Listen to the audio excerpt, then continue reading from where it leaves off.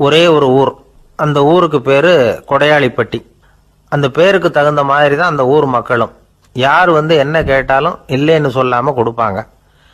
கொடையாளிகள் நிறைந்த ஊர். இனாமா மட்டும் இல்லை, கடனாவும் பணம் கொடுப்பாங்க. யாருக்காவது அவசரமா பணம் தேவைப்பட்டதுன்னு வச்சுக்கோங்க, அந்த ஊருக்கு போய் வாங்கிக்கலாம். பத்திரம் தேவையில்லை, சாட்சி தேவையில்லை, ஜாமீன் தேவையில்லை, எந்த உத்தரவாதமும் கேட்காம பணம் கொடுத்துருவாங்க. நம்மால் ஒருத்தனுக்கு பணம் தேவைப்பட்டது.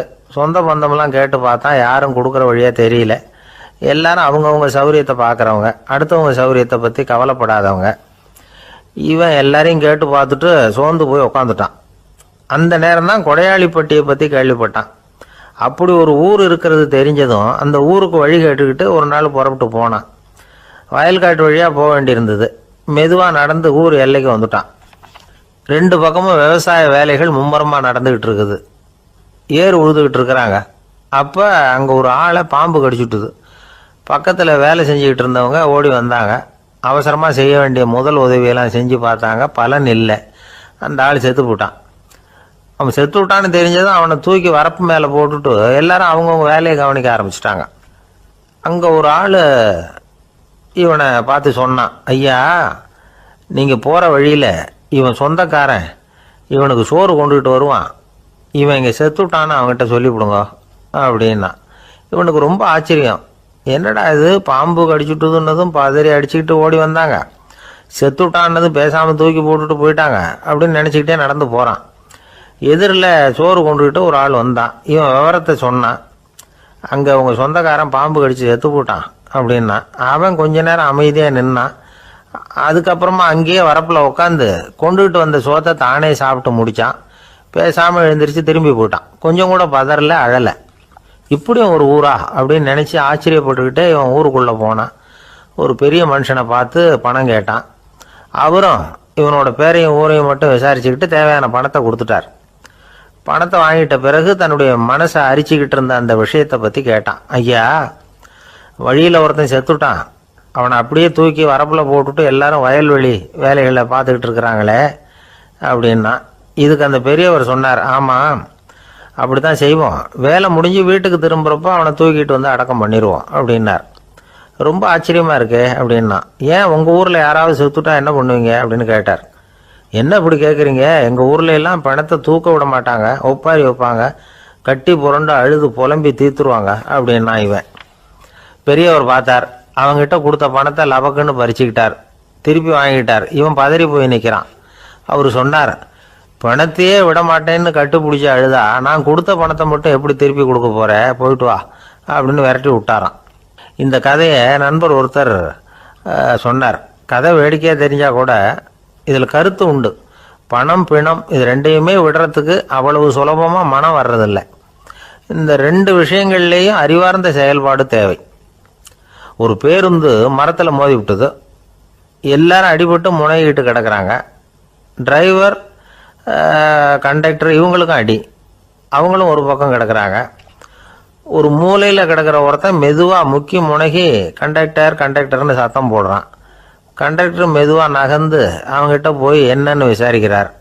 அவன் ரொம்ப சிரமப்பட்டு வாயை திறந்து ஒரு 15 காசு சில்லற பாக்கி அப்படின்னானா.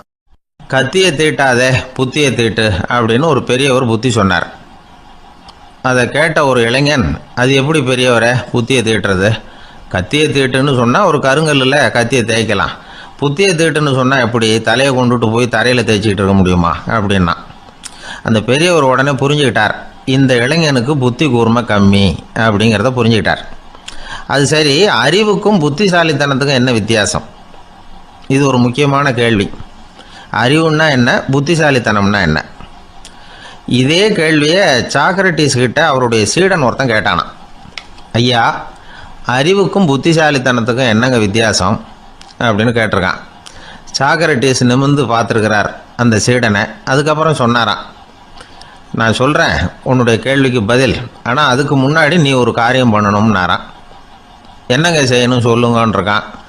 அதோ பாரு, ஒரு பெரியவர் உட்காந்துருக்கிறாரு, அவர்கிட்ட போ, இங்கேருந்து பக்கத்தில் இருக்கிற அந்த கிராமத்துக்கு போய் சேர எவ்வளவு நேரம் ஆகும் அப்படின்னு கேட்டுட்டு வா அப்படி சொன்னார் சாக்ரட்டிஸ். சரின்னு சொல்லிவிட்டு இவன் போனான். அந்த பெரியவர் முன்னாடி போய் நின்னான். ஏங்க பெரியவரை, இங்கேருந்து அதோ தெரியுத அந்த கிராமத்துக்கு போய் சேர்றதுக்கு எவ்வளவு நேரம் ஆகும் அப்படின்னு கேட்டான். பெரியவர் நிமிர்ந்து பார்த்தார். ஆனால் பதில் எதுவும் சொல்லலை. இவன் மறுபடியும் ஒரு தடவை அதே கேள்வி அவர்கிட்ட கேட்டான். என்னங்க, நான் கேட்குறது உங்கள் காதில் விழுதா? அந்த கிராமத்துக்கு போய் சேர்றதுக்கு எவ்வளோ நேரம் ஆகும் அப்படின்னு சொல்லி மறுபடியும் கேட்டான். அப்பவும் அவர் பதில் சொல்லலை. உடனே அவன் மனசுக்குள்ளே முடிவு பண்ணிக்கிட்டான். சரி, பெரியவர் ஒரு மாதிரியாக தெரிகிறார், புத்தி சுவாதீனம் சரியில்லாத ஒரு மாதிரி தெரியுது அப்படின்னு நினச்சிக்கிட்டே வந்த வழியிலே திரும்பி வந்துட்டான். கொஞ்சம் தூரம் நடந்திருப்பான். இப்போ அந்த பெரியவர் மறுபடியும் கூப்பிட்டார். இளைஞனே இப்படி வாழ்னார். இவனுக்கு ஒன்றும் புரியல. மறுபடியும் திரும்பி நடந்தான். அவர் முன்னாடி போய் நின்னான். பெரியவர் சொன்னார், தம்பி, இங்கேருந்து அந்த கிராமத்துக்கு போய் சேர்றதுக்கு 5 நிமிஷம் ஆகும் அப்படின்னார். இப்போ அந்த இளைஞன் அந்த முதியவரை ஒரு மாதிரியாக பார்க்க ஆரம்பித்தான். அதுக்கப்புறம் கொஞ்சம் யோசித்தான். பிறகு அவர்கிட்டே கேட்டுட்டான், ஏங்க பெரியவரை, இதே பதிலை அப்போவே என்கிட்ட சொல்லியிருக்கலாமே. என்னை திரும்பி போன்னு சொல்லிவிட்டு பாதி தூரம் போனதுக்கப்புறம் மறுபடியும் கூப்பிட்டு அதுக்கப்புறம் இப்படி சொல்கிறீங்களே, இது நியாயமா அப்படின்னா. பெரியவர் சிரித்தார். அதுக்கப்புறம் சொன்னார், ஏன்பா, நீ எவ்வளவு வேகமாக நடக்கிறேங்கிறத பார்க்காம நீ கிராமத்துக்கு போய் சேர வேண்டிய நேரத்தை எப்படி என்னால் சொல்ல முடியும்? அதனால தான் உன்னை கொஞ்சம் தூரம் நடக்க விட்டு உன்னுடைய நடையின் வேகம், அந்த கிராமம் இருக்கிற தூரம் ரெண்டையும் கணக்கு போட்டு அதுக்கப்புறம் நேரத்தை சொன்னேன்னார். சீடன் வந்து தலை குனிந்தான். அப்படியே திரும்பி வந்து சாக்ரட்டிஸ் முன்னாடி நின்னான். சாக்ரட்டிஸ் இப்போ சொல்கிறார், தம்பி, அதுக்கு பேர் தான் புத்திசாலித்தனம். இந்த அறிவு கூர்மை வந்து எல்லா இளைஞர்களுக்கும் வரணும் அப்படிங்கிறதுக்காகத்தான் கத்தியை தீட்டாத புத்தியை தீட்டு அப்படின்னு பெரியவங்கள்லாம் சொல்லிகிட்டு இருக்கிறாங்க.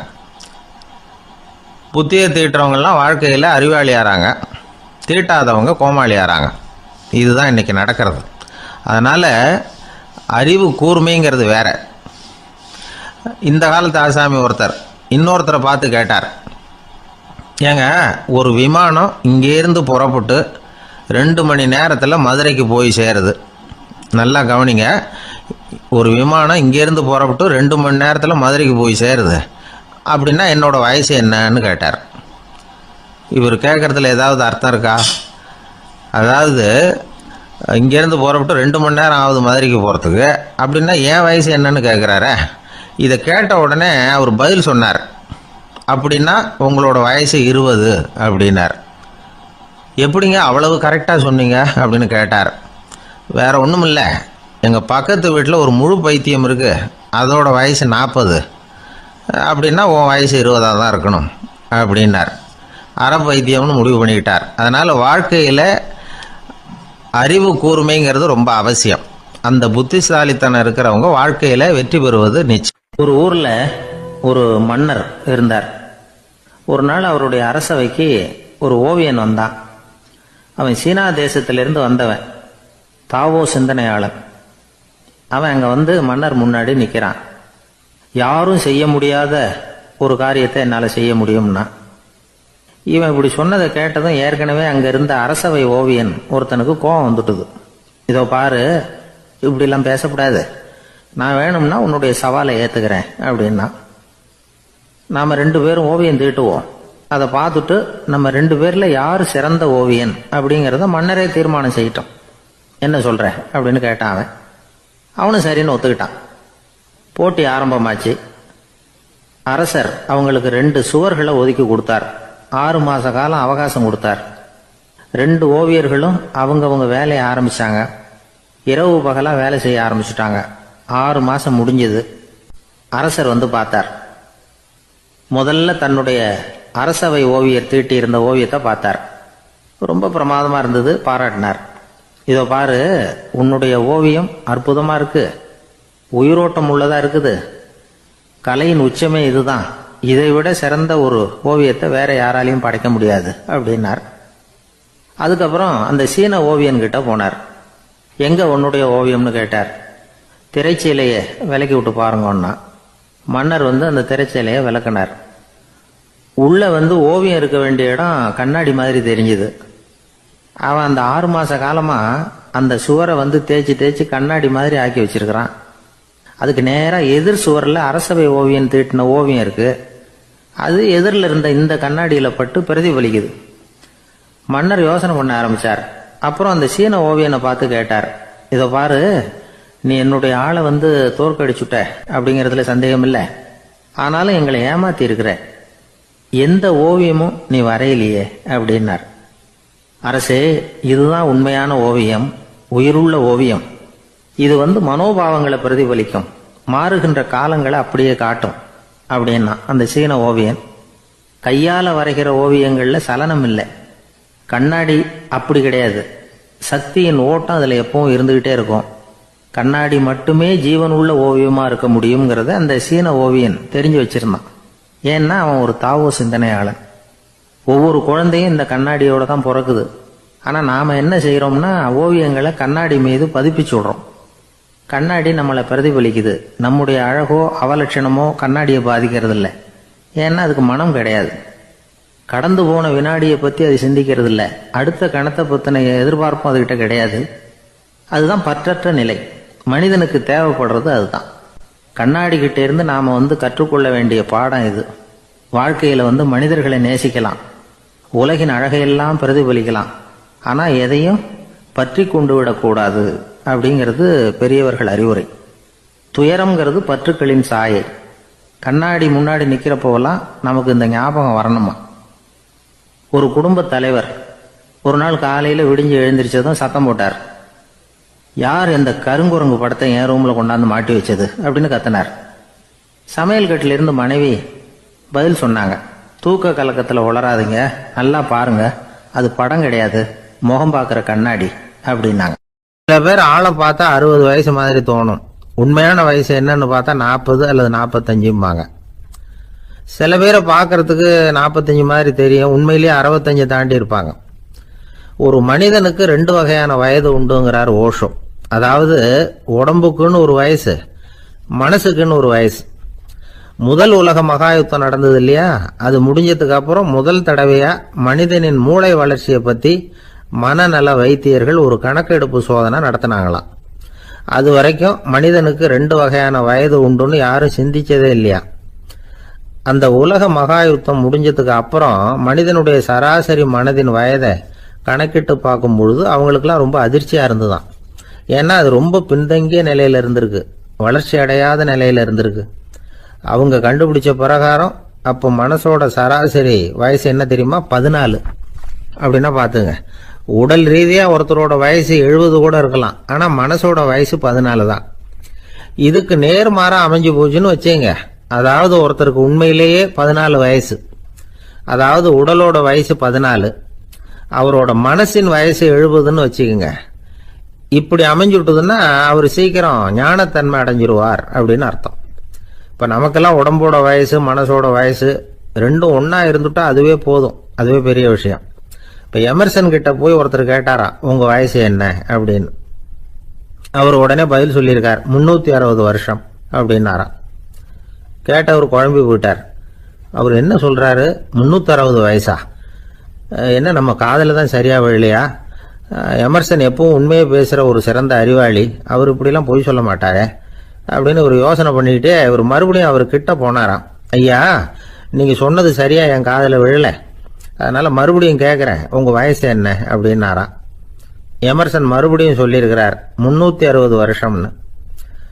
வந்தவருக்கு உண்மையிலேயே அதிர்ச்சியா போட்டுது. அதுக்கப்புறம் மெதுவா ஆரம்பிச்சாராம், ஐயா நீங்க சொல்றதை என்னால ஏத்துக்க முடியாது, எப்படி பார்த்தாலும் இப்போ உங்களுக்கு வயசு ஒரு 60க்கு மேல இருக்காதுன்னு நினைக்கிறேன் அப்படின்னாராம். நீங்க சொல்றது சரிதான், அது என் உடம்போட வயசுன்னாராம் எமர்சன். அப்படின்னா ஏற்கனவே நீங்க சொன்னது அப்படின்னு கேட்டிருக்காரு, அது என் மனசோட வயசு அப்படின்னாராம். நம்மளை பொறுத்த வரைக்கும் அறிவு தூசு படிஞ்சிருக்கு, அது மாதிரியே அன்பும் மாசுபட்டிருக்கு. இது ரெண்டையும் சுத்தம் பண்ண வேண்டியிருக்குது. அப்போதான் நாம சரியான வயசுல வாழ முடியும். ஒரு ஆசாமி இருக்கிறார், அவருக்கு உடம்போட வயசு அதிகம், மனசோட வயசு ரொம்ப குறைச்சல், குழந்தை மாதிரி. அவர் ஒரு ஆஸ்பத்திரியில படுத்திருக்கிறார். நர்சம்மா எல்லாருக்கும் மருந்து கொடுத்துட்டு போறாங்க. கொஞ்ச நேரம் கழிச்சு திரும்பி வந்தாங்க.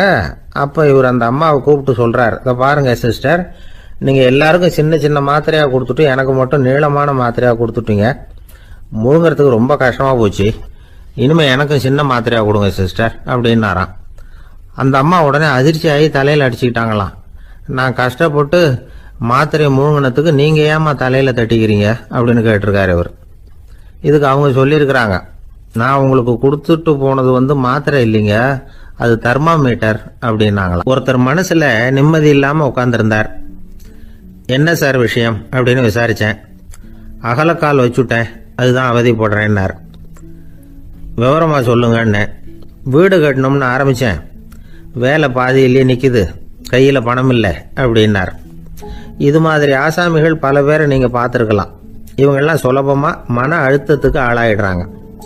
மன உளைச்சல், அதாவது ஸ்ட்ரெஸ் அப்படின்னு சொல்றோமே, அதுக்கு அடிப்படையான சில காரணங்கள் உண்டு. அதாவது மிகையாக திட்டமிடுதல் அப்படிங்கிறதும் ஒரு முக்கியமான காரணம். நடைமுறை சாத்தியம் என்னங்கிறத மனசுல வச்சுக்கிட்டு எந்த திட்டத்தையும் தீட்டணும், அப்பதான் அது சரியா வரும். ரெண்டாவது காரணம் என்ன தெரியுமா? ஒரே நேரத்தில் பல்வேறு செயல்களில் ஈடுபடுறது. தொலைபேசியில் பேசிக்கிட்டே கையில் இருக்கிற கடிதத்தை படிச்சுக்கிட்டே எதிரில் உட்காந்துக்கிட்டு இருக்கிறவருக்கும் அப்பப்போ பதில் சொல்லிக்கிட்டு மனசில் பல்வேறு சிந்தனைகளை அப்படியே ஓட விட்டுக்கிட்டு இருக்கிறது, இதுவும் மன அழுத்தத்தை உண்டாக்குது. மூணாவது காரணம், எதிலையும் வெற்றி மட்டும் எதிர்பார்க்குற ஒருதலைப்பட்சமான ஆர்வம். நாம் தொட்டதெல்லாம் வெற்றியாகவே முடியணும் அப்படின்னு எதிர்பார்க்குறவங்க ஏதாவது ஒன்றில் தோல்வியை கண்டா தோண்டு போயிடுறாங்க. எப்படியும் முடியலாம்ங்கிற எண்ணம் ஏற்கனவே நமக்குள்ளே இருந்துட்டுதுன்னா அந்த அவஸ்தை வராது. அதனால் அதுவும் நம்ம வளர்த்து கொள்ள வேண்டிய ஒரு குணம்.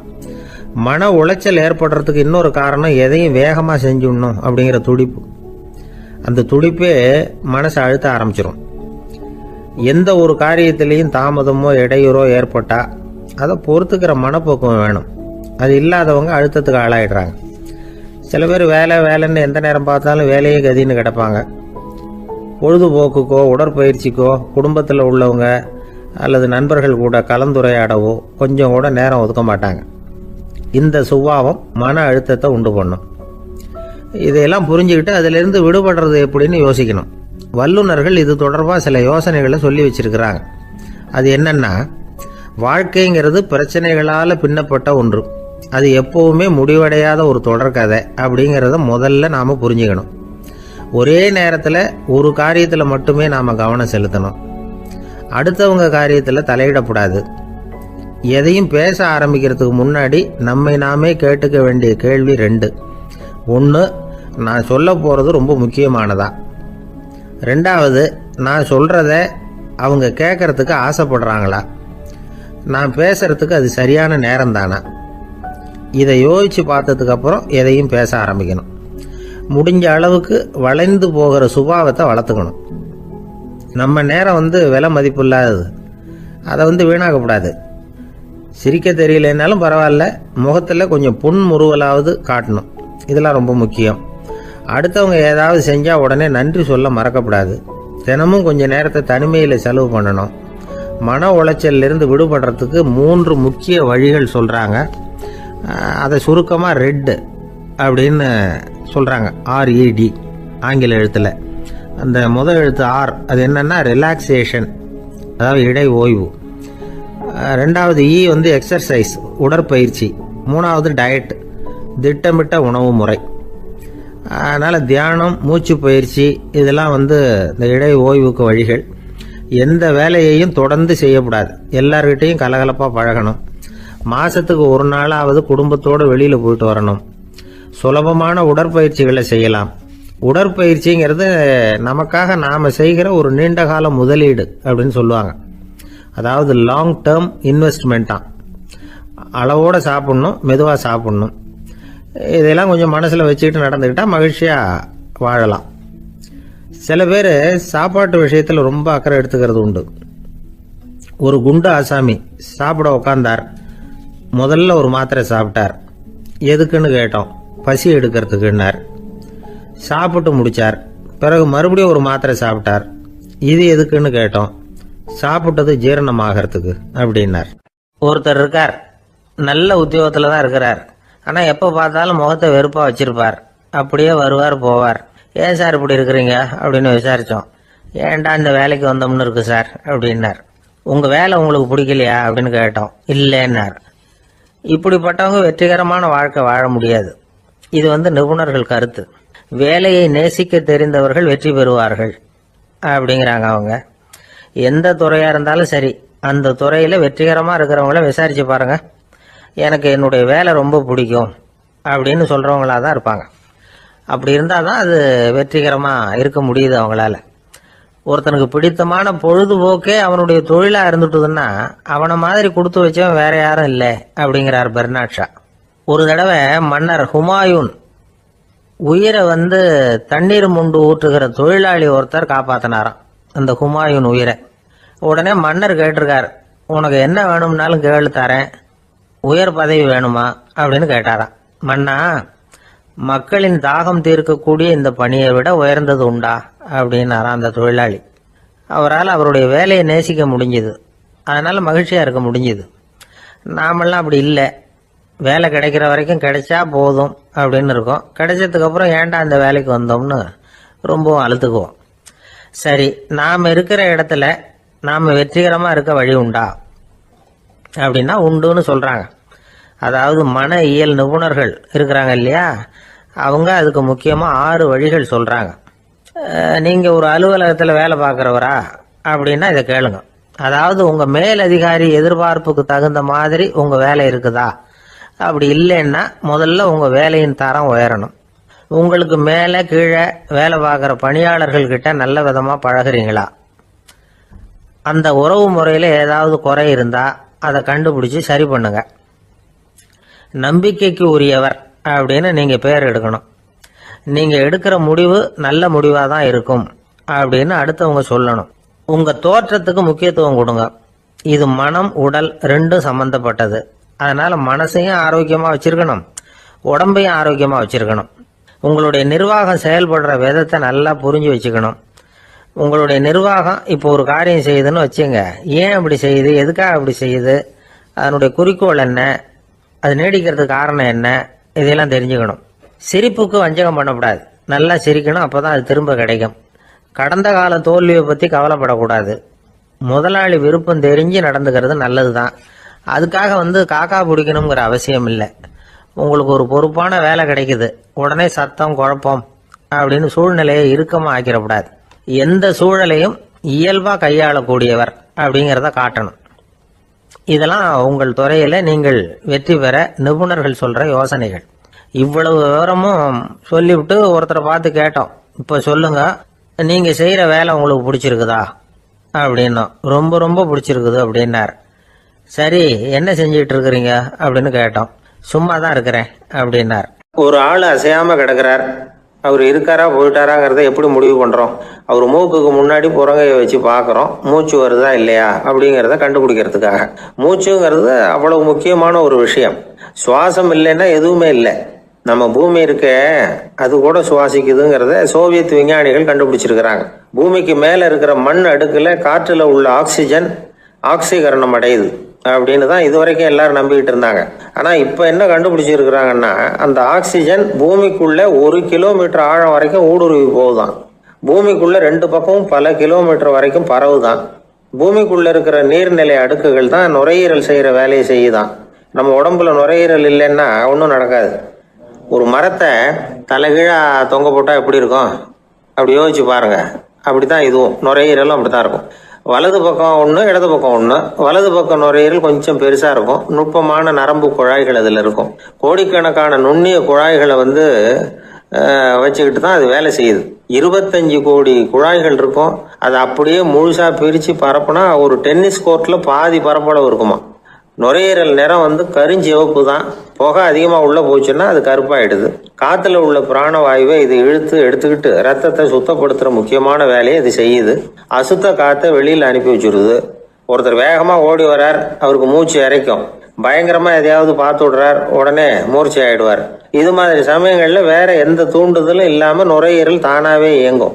இப்படி ஒரு அவசியம் ஏற்படுறப்போ இயக்கத்தை தூண்டி விடுற முக்கியமான இணைப்பு மூளைக்கு கீழே முதுகு எலும்புக்கு மேற்பகுதியில் இருக்குது. அது உடனே சுவாசத்துக்கு அவசர உதவியை கொடுக்குது. இப்போ ஒருத்தர் பேசாமல் உட்காந்துருக்கார். இந்த சமயத்தில் அவருக்கு 1 பங்கு காற்று தேவைப்படுதுன்னு வச்சுக்கோங்க. அவர் எழுந்திரிச்சு நடக்கும் பொழுது 1.5 மடங்கு தேவைப்படும். ஓடினார்னா 3 மடங்கு தேவைப்படும். படுத்திருக்கிறப்ப 1/2 மடங்கு தான் தேவைப்படும். இதுக்கு நிமிஷத்துக்கு 16 தடவை மூச்சு விட்டாகணும். இப்படி சாதாரணமாக உள்ளே இழுக்கிற காற்று கொஞ்சம்தான் இருந்தாலும் இது மாதிரி 8 மடங்கு காற்றை உள்ளே இழுத்து வச்சுக்கிற சாமர்த்தியம் நுரையீரலுக்கு இருக்குதான். தண்ணி, நுண்கிருமிகள், ரசாயன பொருள் இப்படி எது உள்ளே போனாலும் நுரையீரல் சமாளிச்சுக்கும். 30 வருஷமாக விடாத புகை பிடிக்கிறவர் தொடர்ந்து உள்ளே அனுப்பி வைக்கிற புகையை கூட சமாளிக்குதுன்னா பார்த்துங்களேன். உள்ளே போகிற புகை நுட்பமான சுவாச முடிச்சுகளை அழிச்சு விடுது. கறி புகை அது மேலே படிஞ்சு உபயோகம் இல்லாமல் பண்ணிவிடுது. ஆனாலும் தேவைக்கு அதிகமாக 8 மடங்கு கூடுதலாக சுவாச முடிச்சுகள் நம்ம உடம்புக்குள்ளே இருக்கிறதுனால சமாளிக்க முடியுது. சமாளிக்க முடியலன்னா சில சமயம் மூச்சு திணறும். அதை ஒரு எச்சரிக்கையாக எடுத்துக்கிட்டு புகை பிடிக்கிற பழக்கத்தை விட்டுடணும். அதுதான் நல்லது. ஆனால் அப்படி யார் விடுறது? இணை பிரியாத 2 நண்பர்கள் இருந்தாங்களாம். 2 பேரும் விடாமல் சிகரெட்டு குடிக்கிறவங்க. அதில் ஒருத்தன் செத்து போட்டான். இன்னொருத்தன் அதுக்கப்புறம் 2 சிகரெட்டாக குடிக்க ஆரம்பித்தானா. ஏன் இப்படி பண்ணுறேன்னு கேட்டிருக்காங்க. நான் ஒரு சிகரெட்டு தான் குடிக்கிறேன், செத்து போன என்னுடைய ஃப்ரெண்டு இருக்கானே செத்து போனவன், அவனுக்காக இன்னொரு சிகரெட்டு குடிக்கிறேன் அப்படின்னு நானா. இது ரொம்ப ஆபத்து, விட்டுடு அப்படின்னு சொல்லியிருக்காங்க. சரின்னு ஒத்துக்கிட்டான். ஆனால் அதுக்கப்புறமும் ஒரு சிகரெட் வீதமாக குடிச்சிக்கிட்டே இருந்தான். சிகரெட்டு பழக்கத்தை நீ இன்னும் விடலையான்னு கேட்டாங்களாம். அந்த பழக்கத்தை நான் எப்போவோ விட்டுட்டேன், இப்போ நான் குடிக்கிறது என் ஃப்ரெண்டுக்காக அப்படின்னு நானா. இவங்கெல்லாம் எப்படி திருந்துறது? ஒரு ஊரில் ஒரு கோயில் இருந்தது. ரொம்ப பழைய கோயில். உள்ளே போகிறதுக்கே பயமாக இருக்கும். எந்த நேரத்தில் இடிஞ்சு விழுந்துருமோ அப்படிங்கிற பயம். அப்படி இருந்ததுனால யாரும் துணிஞ்சு சாமி கும்பிடுறதுக்கு அங்கே போகிறதில்ல. கோயிலுக்கு வர்ற கூட்டம் கொஞ்சம் கொஞ்சமாக குறைய ஆரம்பிச்சுட்டுது. கோயில் நிர்வாகிகள் எல்லாரும் கூடி உட்காந்து பேசினாங்க. என்ன பண்ணலாம்னு யோசனை பண்ணாங்க. எந்த இடம் மோசமாக இருக்கோ அந்த இடத்த பழுது பார்த்தாங்க. அங்கே எங்கே வர்ணத்தை பூசி கொஞ்சம் அழகுபடுத்தி பார்த்தாங்க. ஏதோ இந்த ஊரில் கோயில்னு ஒன்று இருக்குது, அது மக்களுக்கு தெரியணும் அப்படிங்கிறதுக்காகத்தான் இப்படிலாம் பண்ணாங்க. இருந்தாலும் கோவில் இருக்கிற நிலைமை மக்களுக்கு தெரியும். அதனால் அங்கே வர்றது குறைச்சிக்கிட்டாங்க அவங்க. ஒரு கட்டத்தில் யாருமே வர்றதில்லை. நிலைமை அந்த அளவுக்கு ஆயிட்டுது. மறுபடியும் கோவில் நிர்வாகிகள் கூட்டம் நடந்தது. இந்த கூட்டம் கூட கோயிலுக்கு உள்ளே நடக்கலை, இடிஞ்சு விழுந்துருமோங்கிற பயம். அதனால் வெளியில தான் உட்காந்து கூட்டத்தை நடத்தினாங்க. ஏன்னா உள்ளே போகிறதுக்கு அவங்களுக்கும் துணிச்சல் கிடையாது. எந்த நேரமும் விழுந்துரும் போல இருந்தது அது. அது வழியாக போகிறவங்க கூட வேகமாக அந்த இடத்த கடந்து போக ஆரம்பிச்சிட்டாங்க. கோவில் நிர்வாகிகள் வெளியில் உட்காந்து கூட்டம் போட்டாங்க இல்லையா, அந்த கூட்டத்தில் 4 தீர்மானங்களை நிறைவேற்றினாங்க. அது என்ன 4 தீர்மானம்னா, முதல் தீர்மானம், இந்த கோவிலை இடிப்பது அப்படிங்கிற முடிவை இந்த கமிட்டி மிகவும் வருத்தத்துடன் ஏற்றுக்கொள்ளுகிறது அப்படின்னு நிறைவேற்றினாங்க. இதுக்கு பதிலாக இன்னொரு கோவிலை உடனடியாக கட்டி முடிச்சுடணுங்கிறது 2வது தீர்மானம். 3வது தீர்மானம் என்ன தெரியுமா? பழைய கோவிலின் கதவுகள், அதிலிருந்து பிரித்து எடுக்கிற செங்கல், இதையே புது கோவில் கட்டுவதற்கு பயன்படுத்தி கொள்ள வேண்டியது. பழைய கோவில் இருந்த மாதிரியே அதே வடிவத்தில் புது கோவிலையும் கட்ட வேண்டியது. பழைய கோவிலின் அஸ்திவாரத்தை அப்படியே வச்சுக்கிட்டு அதுக்கு மேலே நாம் கோவிலை கட்டிக்க வேண்டியது. இதுதான் 3வது தீர்மானம். இதையும் கமிட்டி முழு மனசோட ஏற்றுக்கிட்டது. இது வரைக்கும் சரி. இப்போ அந்த கமிட்டி 4வதா ஒரு முக்கியமான தீர்மானத்தை கொண்டுகிட்டு வந்து அதையும் ஏகமனதாக நிறைவேற்றி விட்டது. அது என்ன தீர்மானம்னா, புதிய கோவில் கட்டி முடிக்கிற வரைக்கும் பழைய கோவிலை இடிக்கிறதில்லை அப்படிங்கிற தீர்மானம். எப்படி இருக்குது பாருங்க இது. பழசை இடிக்காத வரையில் அதே இடத்துல புதுசாக எப்படி கட்ட முடியும்? பல விஷயங்களில் நாம் நடந்துக்கிற முறையும் இப்படி தான் இருக்குதான். வாழ்க்கையில் முன்னேறணும்னு ஆசைப்படுவோம்.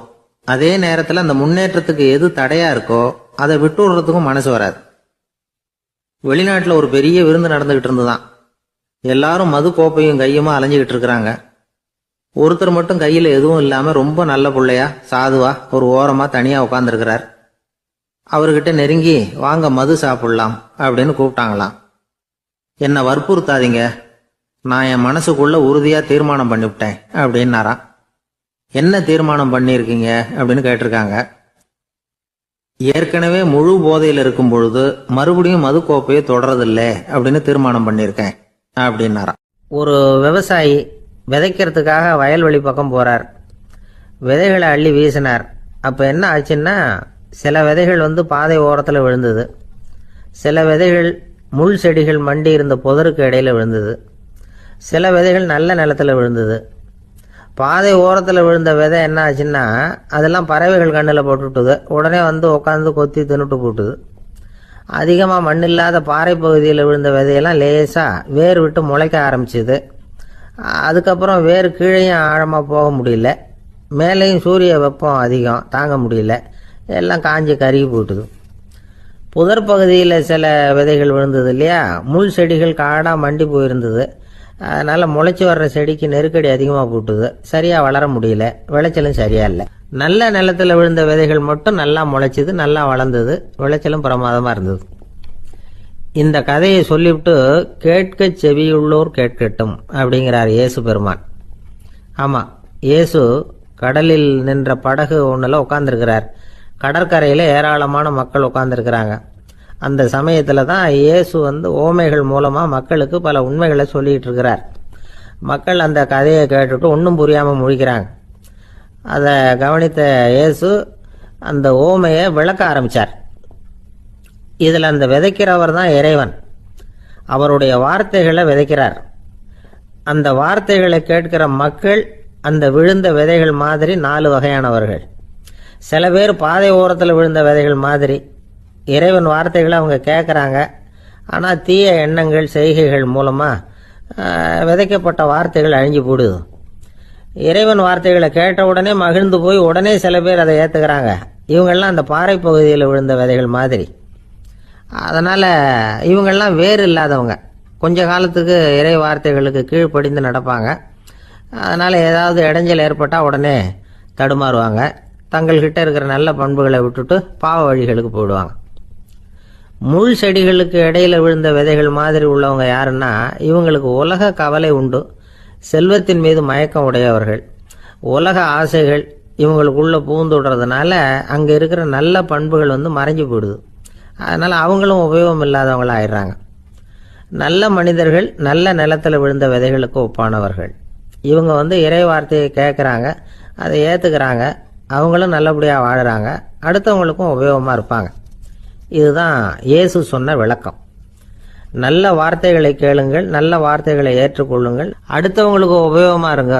இதுதான் பெரியவங்கள்லாம் நமக்கு சொல்லுகிற உபதேசம். ஒரு அப்பா தன்னுடைய மகனுக்கு உபதேசம் பண்ணார். இதை பாருப்பா, நல்ல வார்த்தைகளை கேட்கணும், எப்போதுமே மகன் அப்பா பேச்சை கேட்கறது நல்லது அப்படின்னாராம். நீ ஏதாவது ஒரு தப்பு பண்ணால் என் தலையில் ஒரு முடி நரைச்சி வெள்ளையாக போடும்பா, நீ செய்கிற ஒவ்வொரு தப்புக்கும் என் தலையில் ஒவ்வொரு முடி வெள்ளையாயிடும் அப்படின்னாராம். பையன் யோசிச்சான், அப்பா இப்போ தான் எனக்கு புரியுது, தாத்தாவோட தலைமுடி பூராவும் வெள்ளையாக இருக்கிறதுக்கு என்ன காரணம்ங்கிறது எனக்கு இப்போ தான் புரியுது அப்படின்னானா. ஜெருசலேம் அங்கே உள்ள ஒரு தேவாலயம், அதில் உள்ள பலிபீடத்தின் முன்னாடி ஒரு பெட்டி உண்டு. அது காணிக்கை பெட்டி. ஆலயத்துக்கு வர்றவங்க பிரார்த்தனை பண்ணிவிட்டு திரும்பி போகிற சமயத்தில் அந்த பெட்டியில் காணிக்கை போடுவாங்க. அவங்களால எவ்வளவு முடியுமோ அவ்வளவு போடுறது வழக்கம். அவங்கவுங்க வசதிக்கு தகுந்த மாதிரி போடுவாங்க. வசதி உள்ளவங்களாக இருந்தாலும் சரி, வசதியே இல்லாத வறியவர்களாக இருந்தாலும் சரி, ஆலய காணிக்கை பெட்டியில் காசு போடுறது அவங்களுக்கு ரொம்ப பெருமையான ஒரு செயல். ஒரு சமயம் இயேசு தம்முடைய சீடர்களோடு அந்த ஆலயத்துக்கு வரார். அங்கே உட்காந்து ரொம்ப நேரம் வழிபாடு பண்ணிட்டு இருக்கிறார். சீடர்களும் அந்த ஜபத்தில் கலந்துக்கிட்டாங்க. வழிபாடு முடிஞ்சுது. இயேசு உட்காந்துருக்கிறார். காணிக்கை பெட்டியில் காசு போடுறவங்கள கவனிக்கிறார். சீடர்களும் அதையே கவனிச்சுக்கிட்டு இருக்கிறாங்க. ரொம்ப பேர் வரிசையாக வந்தாங்க. அவங்களால முடிஞ்ச அளவுக்கு காசு போட்டுட்டு அவங்க பாட்டுக்கு போய்கிட்டு இருக்கிறாங்க. வசதியானவங்க நிறைய பேர் வந்தாங்க. அதுக்கு மத்தியில் வயசான ஒரு அம்மா, அவங்களும் காசு போட்டுட்டு போகிறாங்க. இப்போ இயேசு தன்னுடைய சீடர்கள் பக்கம் திரும்பினார். ஒரு கேள்வி கேட்டார். இப்போ இந்த காணிக்கை பெட்டியில் நிறைய பேர் காசு போட்டுட்டு போகிறத நீங்கள் கவனிச்சிங்க. இன்னைக்கு இந்த காணிக்கை பெட்டியில் ரொம்பவும் அதிகமாக காசு போட்டது யார் அப்படின்னு கேட்டார். முதல்ல வந்தார ஒரு பெரிய மனுஷன், அவர் தான் அதிகமாக போட்டார் அப்படின்னாரு ஒருத்தர். மூணாவதாக வந்தவர் தான் அதிகமாக போட்டார், நான் கவனித்தேன் அப்படின்னாரு இன்னொருத்தர். இப்படி ஆளுக்கு ஒரு விதமாக சொல்கிறாங்க. கடைசியாக இயேசு சொன்னாராம், இன்றைக்கு அந்த பெட்டியில் அதிகமாக காசு போட்டவங்க அந்த வயசான அம்மா தான் அப்படின்னாராம். சீடர்களுக்கு ஒன்றும் புரியல. அந்த அம்மா ரொம்பவும் ஏழையாச்சே, அவங்க எப்படி அதிகமாக காணிக்கை செலுத்த முடியும் அப்படிங்கிறது அவங்க சந்தேகம். இயேசு விளக்குனார். நிறைய பேர் வந்தாங்க, நிறையவே காசுகள் போட்டாங்க, அது உண்மைதான். ஆனாலும் அந்த அம்மா என்ன பண்ணாங்க கவனிச்சிங்களா? வந்தாங்க, தன்னுடைய காசு பையை திறந்தாங்க, அப்படியே கொட்டுனாங்க.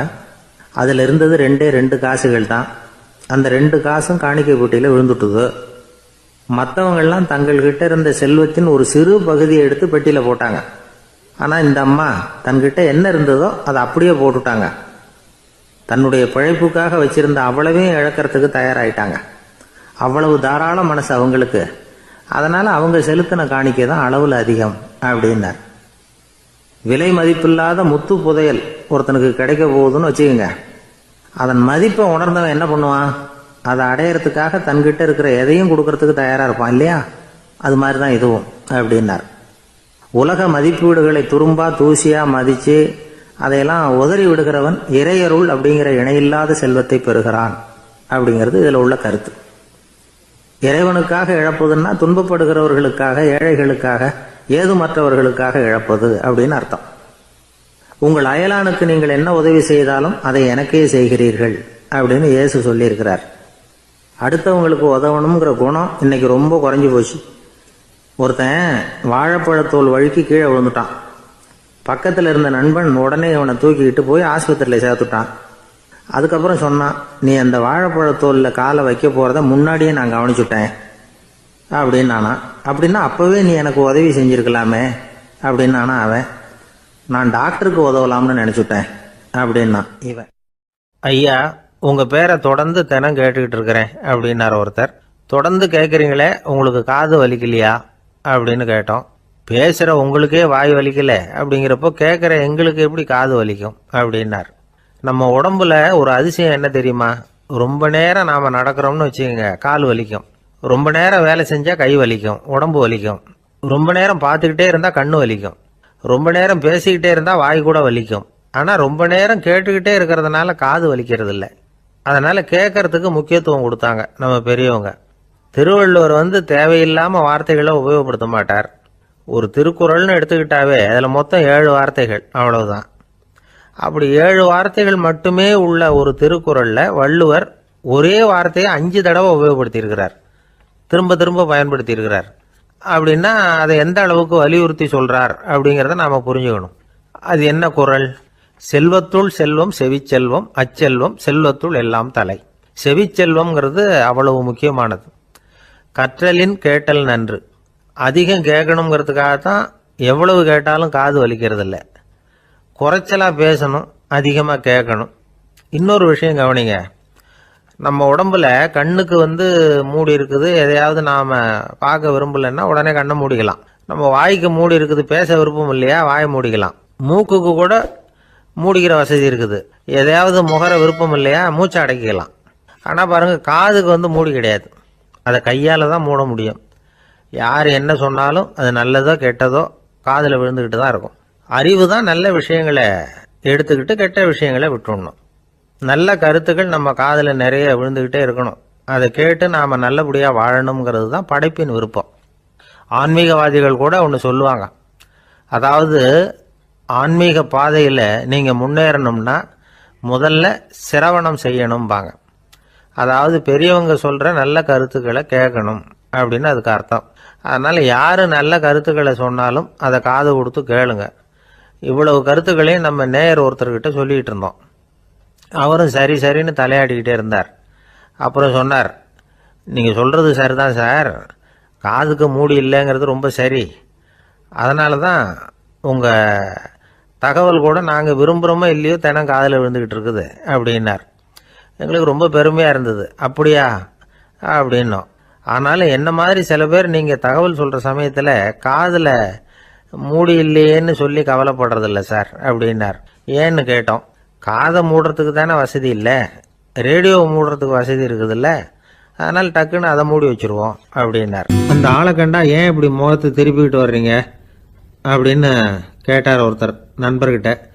எலெக்ஷனில் அவன் எதிர்த்து நின்னவன் சார், என்ன அவங்ககிட்ட நமக்கு என்ன பேச்சுவார்த்தை அப்படின்னாரான் ரொம்ப கோபமாக இவர். சரி, அந்த ஆள் யாருன்னு கேட்டேன். என் கூட பிறந்த தம்பி தான் சார் அப்படின்னார் அந்த கோபம் குறையாமல். அதாவது நம்ம ஊர் நிலவரம் இப்படி, அதாவது அண்ணனும் தம்பியும் எதிர்த்து நிற்பாங்க தேர்தலில், ஒருத்தர் கண்டா பேசிக்கிறது இல்லை. ஆனால் இங்கிலாந்தில் எப்படி தெரியுமா, அங்கே ஒரே மேடையில் போட்டி போடுற 2 வேட்பாளர்களும் பேசுவாங்களாம், பட்டிமன்றம் மாதிரி. ஒருத்தர் முதல்ல எழுந்திருப்பார், நான் இந்த தேர்தலில் வெற்றி பெற்றால் என்னென்ன செய்வேன் அப்படின்னு சொல்லிவிட்டு உட்காருவார். அதுக்கப்புறம் அடுத்தவர் எழுந்திருப்பார். அவர் சொல்லுவார், நான் வெற்றி பெற்றா இந்த மக்களுக்கு என்னென்ன செய்வேன், இந்த நாட்டுக்கு என்னென்ன செய்வேன் அப்படிங்கறத சொல்லிவிட்டு உட்காருவார். 2 பேரும் ஒரே மேடையில பேசுவாங்க. மக்கள் 2 பேர் பேச்சையும் கேட்டுக்கிட்டு ஒரு முடிவுக்கு வருவாங்க. இதுதான் அங்க உள்ள பழக்கம். இங்க அப்படி இல்லை. இங்க ஒருத்தர் பார்த்தாவே முகத்தை திருப்பிக்கிறது. ஒரு தடவை இது மாதிரி ஒரு கூட்டம் நடந்துகிட்டு இருக்கு அங்க வெளிநாட்டுல தான். நேரத்துக்கு சரியா ஒரு வேட்பாளர் வந்து சேரல. இது இங்கிலாந்துல நடந்த நிகழ்ச்சி. அப்புறம் என்ன ஆச்சுன்னா, ஒருத்தர் வந்துட்டாரு, இன்னொருத்தர் வந்து சேரல. அப்புறம் உடனே அந்த ஒருத்தர் வந்தவர் பேச ஆரம்பிச்சிட்டார். அதாவது அந்த இன்னொருத்தர் சார்பாவே பேசிட்டாராம். அதாவது அவர் வரல, நான் அவர் சார்பா வந்து நான் பேசிடுறேன். அதாவது அவர் ஜெயிச்சுட்டா அவர் என்னென்ன செய்வார் இந்த நாட்டுக்கு அப்படின்னு சொல்லி அவர் பக்கத்துல உள்ள நியாயத்தை எடுத்து இவரே சொல்லிட்டாராம். இப்படிலாம் அங்க நடந்துதான். இது எப்பேற்பட்ட தேர்தல் பண்பாடு பாருங்க. அதனால இன்னொரு விஷயம், இப்ப இங்கிலாந்துல எல்லாம் ஓட்டு கேட்கறப்ப வெற்றியா தோல்வியாங்கிறத ஓரளவுக்கு யூகிச்சுடலாமா.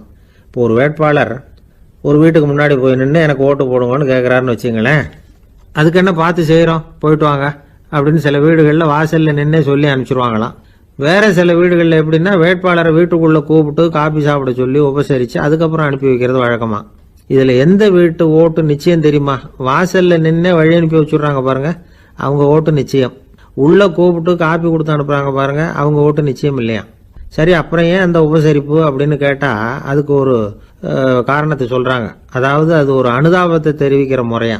ஐயோ பாவம், நாம இவருக்கு ஓட்டு தான் போட போறதில்ல, எதையாவது செய்வோம், காப்பியாவது சாப்பிட்டு போகட்டும் அப்படிங்கிற எண்ணமா. இப்படி அந்த ஒரு பழக்கம்.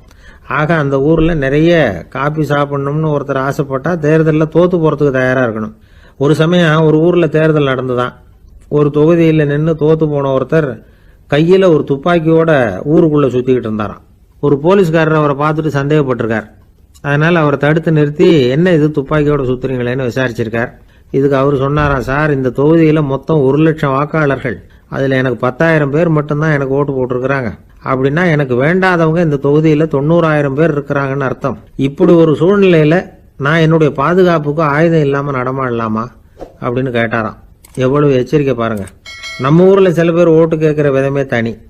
ஒருத்தர் ரொம்ப சாமர்த்தியமா ஓட்டு கேட்பாராம். அவர் எப்படின்னா, ஒரு வீட்டுக்கு போறாருன்னு வச்சுங்களேன், அந்த நேரம் அந்த வீட்டுக்காரரு என்ன செஞ்சுக்கிட்டு இருக்கிறாரோ அதே வேலையை இவரும் கொஞ்ச நேரம் செய்வாராம், அவருக்கு ஒத்தாசையா. அதுக்கப்புறம் மெதுவா பேச்சு கொடுப்பார், ஓட்டு கேட்பார், இது மாதிரி எலெக்ஷன்ல நிக்கிறேன் கவனிக்கணும்னு. அது மாதிரி ஒரு தடவை அவர் போனப்ப அங்க வந்து அவர் என்ன பண்ணிட்டு இருக்காரு, வீட்டுக்கு பின்னாடி மாட்டு கொட்டையில பால் கறந்துகிட்டு இருக்காரு ஒரு பசுமாட்டுக்கிட்ட. அந்த வீட்டுல இவர் ஓட்டு கேட்க போனவர் இவர் ஓடி போய் இன்னொரு சொம்பை எடுத்துக்கிட்டு அதே மாட்டுக்கு இன்னொரு பக்கம் போய் உட்காந்துக்கிட்டு இவரும் பால் கறக்க ஆரம்பிச்சிட்டார். எதிர உட்காந்துட்டு இருக்காரு அவரு, இவர் இந்த பக்கம் உட்காந்துருக்காரு. கீழே கொஞ்சம் குனிஞ்சு பார்த்தா ஒருத்தர் முகத்தை ஒருத்தர் பார்க்கலாம். கொஞ்ச நேரம் ஆனதுக்கு அப்புறம் இவர் மெதுவா அவர்கிட்ட பேச்சு கொடுத்தாராம். இது மாதிரி நான் எலெக்ஷன்ல நிக்கிறேன், நீங்க ஓட்டு போடணும், அதுக்காக தான் வந்தேன்னாராம். அது முடியாதுங்களேன்னாராம் அவரு. ஏன்னு கேட்டிருக்கார். நான் இந்த வீட்டுக்காரன் இல்ல, நானும் உன்ன மாதிரி ஓட்டு கேட்க வந்தவன் தான் அப்படின்னாராம் அவர். ஒரே ஒரு ஊர்ல ஒரு ராஜா இருந்தார். அவர் பேர்ல மக்களுக்கு ரொம்ப மரியாதை. அவ்வளவு நல்லா ஆட்சி புரிஞ்சுக்கிட்டு வந்தார். அவருக்கு வயசாயிட்டுது. அதனால ஒரு நாள் அமைச்சரை கூப்பிட்டார். இதை பாருங்க, எனக்கு வயசாயிட்டுது, அதனால இந்த அரச பொறுப்பை எல்லாம் நீங்க ஏத்துக்குங்க அப்படின்னார். அதுக்கப்புறம் ராணியை கூப்பிட்டார். வா, நாம இனிமே இங்க இருக்க வேணாம், காட்டுக்கு போய் தவம் பண்ணலாம் அப்படின்னு கூப்பிட்டார். இந்த செய்தி மக்களுக்கு அறிவிக்கப்பட்டது. மக்கள் உடனே கூட்டம் கூட்டமா அரண்மனைக்கு வர ஆரம்பிச்சுட்டாங்க. மன்னரை போய் பாக்குறாங்க. அரசே, தாங்கள் வந்து எங்களுக்கு தந்தை மாதிரி, நீங்க காட்டுக்கு போயிட்டா நாங்கள்லாம் இங்க எப்படி இருக்க முடியும்? எங்களுக்கெல்லாம் எந்த துன்பமும் இல்லாம பாத்துக்கிட்டு வர்றீங்க. இது மாதிரியான ஒரு அரசாட்சி இல்லைன்னா மக்கள் வந்து வாழ்ந்து என்ன பயன் அப்படின்னாங்க. இருந்தாலும் என்ன பண்றது, வயசாயிட்ட காரணத்தினால இந்த முடிவுக்கு வர வேண்டி இருக்குது அப்படின்னாரா ராஜா. அப்படின்னா நீங்க காட்டுக்கு போக வேணாம், நாங்க போறோம். நாங்க அங்க போய் தவம் பண்றோம், வழிபாடு பண்றோம், கடவுள் வருவார், அவர்கிட்ட வரம் வாங்கிட்டு வந்துடுறோம் அப்படின்னாங்களாம். அப்படி சொல்லிவிட்டு உடனே எல்லாரும் காட்டுக்கு போனாங்க. நாட்டு மக்கள் எல்லாரும் ஒட்டு மொத்தமா வந்து காட்டுல உட்காந்துக்கிட்டு தவம் பண்றத பார்த்தார் கடவுள். உடனே புறப்பட்டு வந்தார். எல்லாரும் இப்படி வந்து உட்காந்துருக்கிறீங்களே, என்ன வேணும் உங்களுக்கு அப்படின்னு கேட்டார். உடனே மக்கள் எல்லாரும் ஒரு குரல்ல சொன்னாங்க, சுவாமி, எங்கள் மன்னன் ரொம்ப நாளைக்கு நல்லபடியா இருக்கணும், அவர் வந்து மகிழ்ச்சியாகவும் உடல் நலத்தோடும் இருந்தாதான் நாங்க அமைதியா வாழ முடியும் அப்படின்னாங்க. சரி, அதுக்கு என்ன செய்யணும் அப்படின்னாரு ஆண்டவன். எங்க மன்னருக்கு இன்னும் ஒரு 100 வருஷம் ஆயுள கொடுங்க அப்படின்னாங்க. அவ்வளவு தானே, சரி அப்படியே ஆகட்டும் அப்படின்னு சொல்லிவிட்டு ஆண்டவன் போயிட்டார். மக்கள் மகிழ்ச்சியோட திரும்பி வந்தாங்க. மன்னா, கடவுள் வரம் கொடுத்துட்டார், நீங்க 100 வருஷம் வாழ போறீங்க அப்படின்னாங்க. இதை கேட்டதும் ராணி ராஜாவை வணங்கி நான் தவம் செய்ய போறேன் அப்படின்னு புறப்பட்டாங்க. உடனே மக்கள் என்ன நினைச்சாங்க தெரியுமா? ஐயோ, நாம ராஜாவுக்கு மட்டும்தானே நீண்ட ஆயுள் வேணும்னு வரம் வாங்கினோம், ராணிக்கு வாங்கலையே, அதுதான் கோபத்தில் புறப்பட்டாங்க போல இருக்கு அப்படின்னு நினைச்சு வருத்தப்பட்டாங்க. ஆனால் ராணி நினைச்சது அது இல்லை. ராணி போய் தவம் பண்ணாங்க, கடவுள் காட்சி கொடுத்தார். இவங்க கேட்குறாங்க, சுவாமி, ராஜாவுக்கு மட்டும் 100 வருஷம் ஆயுள்னு வரம் கொடுத்துட்டீங்க, அப்படின்னா குடிமக்களும் 100 வருஷம் இருக்கணும். இப்படிப்பட்ட குடிமக்கள் இல்லைன்னா அப்படிப்பட்ட அரசன் இருந்து என்ன பிரயோஜனம் அப்படின்னாங்களாம். ஆண்டவன் பார்த்தார், சரி அவங்களும் 100 வருஷம் வாழ்வாங்க, அது மட்டும் இல்லை நீயும் 100 ஆண்டு காலம் வாழ வரமளிக்கிறேன் அப்படின்னு சொல்லிவிட்டு மறைஞ்சிட்டார். இதில் ஆண்டவன் வர்றதும் மறையறதும் முக்கியம் இல்லை. இதில் கவனிக்க வேண்டியது ஆள்கிறவனின் விசால மனம், குடிமக்களின் விசால மனம், ஆள்கிறவன் மனைவியினுடைய விசால மனம். இப்படி ஒரு நாடு இருந்துட்டுதுன்னா எப்படி இருக்கும் வாழ்க்கை நினைச்சு பாருங்க. அதனால தான் பெரியவங்கள்லாம் சொல்றாங்க, இதய வாசல் திறந்தே இருக்கணும், இதயத்தின் கதவுகளை மூடாதீங்க அப்படின்னு சொல்லுவாங்க. என்கிட்ட ஒருத்தர் சொன்னார், என்னுடைய இதய வாசல் எப்பவும் திறந்தே தான் இருக்குதுன்னார். எதனால் அப்படி சொல்றீங்க அப்படின்னு கேட்டோம். டாக்டரே சொல்லிவிட்டார், என்னுடைய இதயத்தில் ஒரு ஓட்டை இருக்குது அப்படின்னு, வால்வு சரியில்லையா அப்படிங்க. ஒருத்தர் குதிரை ரேஸுக்கு போனார், பணம் கட்டினார், தோத்து போயிட்டார். மறுபடியும் போனார், பணம் கட்டினார், தோத்து போனார். அடுத்த தடவையும் பணம் கட்ட போனப்போ அவரை தடுத்து கேட்டோம், ஏன் சார், ஏற்கனவே விட்டது போதாதா, இன்னமும் இருக்கிறத விடணுமா அப்படின்னு கேட்டோம். விட்டதையெல்லாம் மொத்தமாக எடுக்க வேணாமா சார், அதுக்காக தான் தொடர்ந்து பணம் கட்டுறேன்னார் அவர். இவரை திருத்துறது ரொம்ப கஷ்டம். இது ஒரு மனநோய். மனநோய்களில் பல வகை உண்டு. மனநோய்கள் பிரிவு அட்டவணையில் சூதாட்டம்ங்கிறது அவதியுறும் நோய் அப்படிங்கிற தலைப்பில் வருது. சூதாட்டம் 2 வகைப்படும்னு சொல்கிறாங்க உளவியல் நிபுணர்கள். ஒரு வகை எப்படின்னா, நண்பர்களோடு சேர்ந்துக்கிட்டு மகிழ்ச்சியும் கிளர்ச்சியும் அடையிறதுக்காக ஈடுபடுறது, பிரச்சனைகளை தீர்க்கறதுல ஒரு ஆர்வம், கேளிக்கைக்காக கொஞ்சம் விட்டு பிடிக்கிறது அப்படிங்கிற மனுஷனுடைய அடி மனசில் உள்ள விபரீத பிணைய சுபாவம், இதெல்லாம் அதுக்கு காரணம்.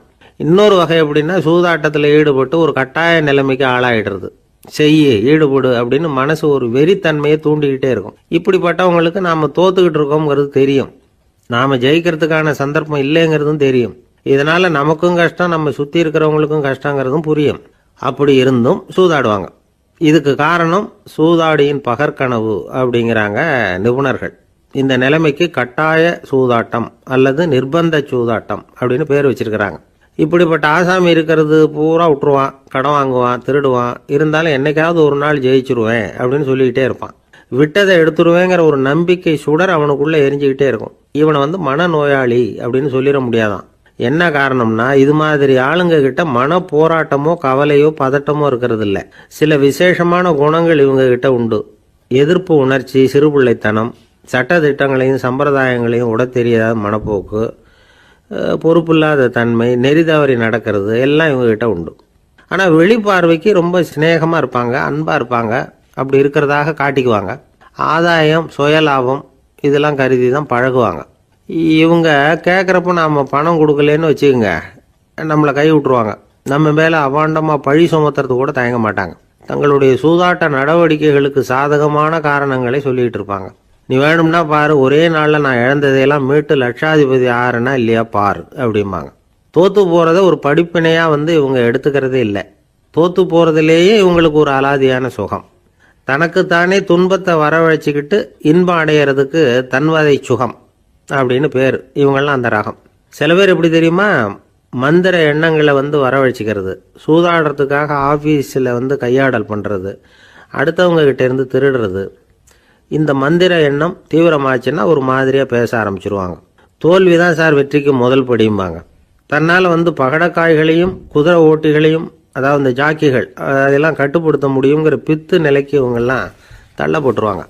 சில சூதாடிகள் ஆராய்ச்சி பார்த்ததுல என்ன தெரிய வந்தது தெரியுமா? அவங்கெல்லாம் குழந்தை பருவத்தில் அன்புக்காக ஏங்கினவங்களாம், புறக்கணிக்கப்பட்டவங்களாம், உதவிகளை பெற முடியாதவங்க, இப்படிலாம் இருந்திருக்கிறாங்க. இவங்க வளர வளர மற்றவங்க சௌகரியம் பற்றி அக்கறை இல்லாதவங்களா ஆயிடுறாங்க. அதிர்ஷ்ட தேவதை தன்னோட இருக்கிறாங்க அப்படிங்கிற அசையாத நம்பிக்கை இவங்களுக்கு. இவங்களை திருத்துறது ரொம்ப கஷ்டம். அதனால பந்தயம், சூதாட்டம் இது மாதிரியான விஷயங்களை விட்டு விலகியே இருக்கிறது தான் நமக்கு நல்லது. ஒரு ஆள் சொன்னான், என்னுடைய குதிரை வேகமாக ஓடுறதுக்கு என்ன வழி அப்படின்னு கால்நடை மருத்துவர்கிட்ட யோசனை கேட்டேன். அவர் ஒரு பாட்டில் நிறைய மாத்திரைகளை கொடுத்து தினம் 2 மாத்திரை வேதமாக கொடுக்க சொன்னார். முதல் நாள் 2 மாத்திரையை கொடுத்துட்டு அது மேலே ஏறி உட்கார்றதுக்கு போனேன். அவ்வளவுதான். அதுக்குள்ளே அது அம்பு மாதிரி பாஞ்சு ஓடி போச்சு. நான் இன்னும் உட்காரவே இல்லை, அதுக்குள்ளே பாஞ்சு ஓடி போச்சு அப்படின்னா. அடடா, அப்புறம் நீங்கள் என்ன பண்ணீங்க அப்படின்னு கேட்டாங்க. என்ன பண்ணுறது, மீதி மாத்திரை பூராவே நான் முழுங்கி விட்டு அதுக்கப்புறம் துரத்தி பிடிச்சி அது மேலே ஏறி உட்காந்தேன் அப்படின்னா அவன். ஒரு தடவை நாரதர் ஒரு தெரு வழியாக போய்கிட்டு இருந்தார். வழியில் ஒருத்தர் வேத சாஸ்திரம்லாம் படிச்சுக்கிட்டு உட்காந்துருந்தார். அவர் நாரதரை பார்த்து எங்கே போயிட்டுருக்குறீங்கன்னு கேட்டார். கடவுளை பார்த்துட்டு வரலாம்னு போயிட்டுருக்கிறேன் அப்படின்னார் நாரதர். அப்படின்னா அவர்கிட்ட எனக்கு எப்போ முக்தி கிடைக்கும்னு கேட்டுட்டு வாங்களேன் அப்படின்னார் இவர். சரி, கேட்டு வரேன் அப்படின்னு சொல்லிவிட்டு நாரதர் நடந்தார். கொஞ்சம் தூரத்தில் ஒரு மரத்தடியில் ஒரு தொழிலாளி செருப்பு தைச்சிக்கிட்டு உட்காந்துருந்தார். அந்த ஆளும் அதே மாதிரி கேட்டுக்கிட்டார். எனக்கு எப்போ முக்தி கிடைக்கும்னு கடவுள்கிட்ட கேட்டுக்கிட்டு வாங்களேன்னார். அவர்கிட்டையும் சரின்னு சொல்லிவிட்டு நாரதர் நேராக வைகுண்டத்துக்கு சேர்ந்தார். கடவுளை பார்த்தார். இவங்க 2 பேரும் சொல்லி அனுப்பின விஷயத்தை பற்றி கேட்டார். அதுக்கு கடவுள் சொன்னார், அந்த செருப்பு தைக்கிற தொழிலாளி உடல் நீத்ததும் உடனே என்னை அடைவான். ஆனால் அந்த சாஸ்திரம் படித்த ஆள் இப்போதைக்கு என்கிட்ட சேர மாட்டான். அவன் இன்னமும் பல பிறவிகள் எடுத்து அங்கேயே இருக்க வேண்டியிருக்குது. எப்போ இங்கே சேருவான்னு எனக்கே தெரியாது அப்படின்னார். நாரதருக்கு இதோட ரகசியம் என்னங்கிறது புரியல. எனக்கு ஒன்றும் புரியலையேன்னாரான் கடவுள்கிட்ட. சீக்கிரம் புரிஞ்சுக்குவேன், நீ திரும்பி போகிறப்போ நான் இங்கே வைகுண்டத்தில் என்ன செஞ்சுக்கிட்டு இருக்கேன்னு கேட்டால், ஒரு ஊசியின் துவாரத்தில் ஒரு யானையை கோத்துக்கிட்டு இருக்கிறேன்னு அவங்கக்கிட்ட சொல்லு அப்படின்னார் கடவுள் சிரிச்சுக்கிட்டே. நாரதர் பூமிக்கு திரும்பினார். கடவுளை பார்த்தீங்களா, எப்படி இருக்கார் அப்படின்னு விசாரித்தார் வேத சாஸ்திரம் படித்தவர். ஓ பகவானா, அவர் யானையை ஊசியின் காதில் நுழைச்சிக்கிட்டு இருக்கிறார் பார்த்தேன்னார் நாரதர். ஊசி காதில் யானையா? அது எப்படி முடியும்? நீங்கள் சொல்கிறத நான் நம்ப மாட்டேன்னு விட்டார் அவர். சரி, இந்த ஆளுக்கு இறைவன் பேரில் நம்பிக்கை இல்லை அப்படிங்கிறத நாரதர் புரிஞ்சுக்கிட்டார். அடுத்தபடியாக அந்த தொழிலாளி இருந்த இடத்துக்கு போனார். இறைவனை பார்த்தீங்களான்னு கேட்டார் அவர். பார்த்தேன், ஒரு ஊசி துவாரத்தில் யானையை கோத்துக்கிட்டு இருந்தார் அப்படின்னு சொல்லிவிட்டு நாரதர் அந்த ஆள் முகத்தை கவனித்தார். அந்த தொழிலாளி இதை கேட்டுட்டு கொஞ்சம் கூட ஆச்சரியப்படலை. அவரால் முடியாத காரியம் கூட உண்டானார். என்ன இப்படி சொல்கிற, ஊசியின் துவாரத்தில் யானையை கோக்க முடியும்னு நீ நம்புறியா அப்படின்னு கேட்டார் நாரதர். நிச்சயமாக நம்புகிறேன்னார் அவர். அது எப்படி அப்படின்னு கேட்டார் இவர். இதை பாருங்கள், நான் இந்த ஆலமரத்தடியில் தான் தினமும் உட்காந்துருக்கிறேன். தினமும் இந்த மரத்திலிருந்து எவ்வளவோ பழம் கீழே விழுது. இந்த பழத்தில் இருக்கிற ஒவ்வொரு விதையிலேயும் உள்ள ஒரு ஆலமரம் இருக்குது. ஒரு சின்ன விதைக்குள்ள ஒரு பெரிய ஆலமரம் இருக்க முடியுங்கிறப்ப ஊசி துவாரத்தில் கடவுள் யானையை நுழைய வச்சாருங்கிறத ஒத்துக்கிறதுல என்ன கஷ்டம் இருக்குது அப்படின்னு ரொம்ப சர்வசாதாரணமாக பதில் சொன்னாராம் அந்த தொழிலாளி.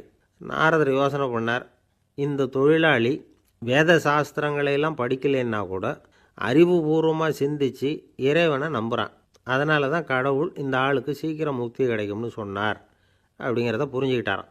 இந்த கதையில் வர்ற கடவுள், நாரதர், வைகுண்டம் இதெல்லாம் ஒரு பக்கம் இருக்கட்டும், ஒரு சின்ன விதைக்குள்ளே ஒரு பெரிய ஆலமரம் தூங்கிக்கிட்டு இருக்கு அப்படிங்கிற உண்மை, அந்தரத்தில் 1000 கிரகங்கள் சுற்றிக்கிட்டு இருக்குங்கிற உண்மை, இதெல்லாம் நாம் பார்த்துக்கிட்டு தானே இருக்கிறோம். இந்த உண்மைகள் அதிசயமாக நமக்கு தெரியறதுனால அதை நம்பாமல் இருந்துட முடியாது.